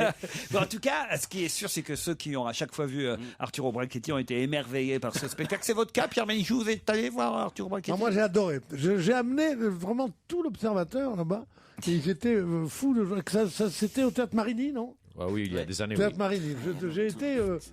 vraiment scotché par ce truc-là, et je l'avais vu une fois chez Jean-Marie Rivière au Paradis Latin, non? Parce que j'étais ami de Jean-Marie Rivière, mais je l'avais vu comme ça en passant, je dis, c'est marrant, puis quand ça m'avait pas impressionné autant. au cabaret que ça m'a impressionné au théâtre. Voilà. Bah, ça s'est professionnalisé, on va dire. Oui, depuis. puis je faisais 7 minutes. 7 minutes, c'est un truc qu'on voyait comme ça en buvant un coup. Tu vois. Oui, voilà. Et puis, moi aussi, quand je me vois dans des vieilles émissions, je dis, c'est passé beaucoup de temps, hein, parce que les temps, c'est difficile. J'avais un hymne qui vous aurait peut-être fait plaisir et j'aimerais qu'on en parle. On va voir si mes camarades savent de qui il s'agit. L'uomo noto in tutto il mondo che divenne un simbolo, un modo di dire, il fregolismo. Ah beh. E il fregolismo non consisteva soltanto nel cambiare abito e truccatura, nel mettere una parrucca. No. Mais non, c'est pas Mussolini. Mais non, Frégoli. Significava anche interpretazione. C'est pas Frégoli, mais c'est quelqu'un qui parle de Frégoli, évidemment. Spirito d'osservazione. Infatti ogni volta che il grande Leopoldo scompariva dietro le quinte per riapparire immediatamente. Je sais pas qui c'est, mais il parle de Frégoli. Vous pouvez traduire? Oui. Toutes les fois que Frégoli disparaissait dans les coulisses, il sortait de notre côté, blablabla. C'est le maître Frégoli? Oui. Pour moi, oui. Et puis Frégoli, il a même, tu sais, il y a une maladie mentale qui s'appelle frégolisme. C'est quelqu'un qui voit dans son entourage des personnalités différentes qui changent pour le faire devenir fou, tu vois, par exemple. Et Frégoli, c'est devenu une façon de dire en Italie. Être un Frégoli, ça veut dire être quelqu'un qui est jamais la même personne. Mais maintenant, heureusement, on dit tu fais du bracchetti aux politiciens, surtout italiens. Alors c'est bien, je suis content d'être. Mais ça, c'est vrai. C'est vrai que c'est quand même assez formidable parce que il y a peut-être 30 ou 40 ans, on disait, tiens, il se déguise, c'est un Frégoli. Aujourd'hui, effectivement... Mais par exemple, même à la télé française, il y a des années, ils ont fait sortir Chirac avec une couette sur la tête parce qu'il avait changé d'avis 3 fois dans une semaine. Alors. Mais Frégoli, il était même parti de la mode futurisme. Tu connais le futurisme, la mode? Bon, ils avaient dit que le Frégoli, c'était l'emblème du théâtre de la vitesse, du nouveau siècle. On parle de 1917. Hein. S'il y en a un ici, là, autour de cette table, ou une, que vous pourriez imiter, enfin, en tout cas, dont vous pourriez prendre le costume. Pour moi, c'est plus facile la Christine Bravo. Je la connais. Christine est plus grand. Hein. Vous pourriez faire Christine Bravo. Christine Bravo est un peu animal, un peu Christine Bravo. Ah oui. Oui. Ça serait marrant, ça, dans le prochain spectacle. Non, arrête tes conneries. Non, mais les gens vont croire que c'est Cyrano de Bergerac. Olivier de Kersauzon aussi, ça serait faisable. Hein, non. Sur son bateau, avec son téléphone portable qui sonne pendant une interview. T'es un enfoiré. Vous avez vu son spectacle ou pas, Olivier? Non, je suis jamais au spectacle, je te dis. Ah bah alors, je t'attends. Non, je viendrai pas. C'est pas. Non, mais j'ai vu en télévision ce qu'il faisait, je trouvais ça magnifique. Mais non, à télé, c'est non. C'est pas pareil aux Folies Bergères. Non, mais si je vais aux Folies Bergères, il n'y a plus de danseuses. Je vais pleurer aussi, moi. Parce qu'il n'y a plus de danseuses. Elles étaient jolies. Non, mais on ira au mois de juin, voilà. Mois de juin. Ah, il a retenu les dates de promo. Mais tu sais, les danseuses, ils rentraient aux Folies Bergères à 15 ans et jusqu'à 45, ils étaient sur scène. Avec du scotch qui tenait la poitrine, par exemple. Tu ne le voyais pas du public, mais il y avait du scotch qui pinçait les nichons et hop, jusqu'à 45, ils étaient bien... Qu'est-ce qu'il y a, Pierre? Il est triste. C'est gentil de dire ça, moi qui étais amoureux de toutes les girls des Folies Bergères. on allait les attendre dans la petite rue qui s'appelle la rue Saunier. Oui, c'est ça. La rue Saunier qui est l'entrée des artistes là-bas. Crois-moi qu'on s'est pas emmerdé à une époque. Oh la vache. Puis en plus, elles étaient pauvres. Donc c'était. Et alors Quelle horreur. Mais t'es un salopard, mais moi je suis un salopard, moi je suis un salopard. Je suis amoureux des femmes faciles et pas chères. Quelle horreur. Arturo Brachetti, ne les écoutez pas. Arturo est aux Folies Bergères. C'est complet jusqu'au 16 janvier. Il a déjà prolongé, mais il prolongera en juin. Entre janvier et juin, il se passe quoi alors? Ah oui, je fais la tournée en Italie et en France. J'irai dans beaucoup de villas françaises, oui. Parfait, merci Arturo Brachetti d'avoir été notre invité d'honneur jusqu'à 18h. Au revoir. Au revoir. À vous Nicolas Demorand, bonsoir.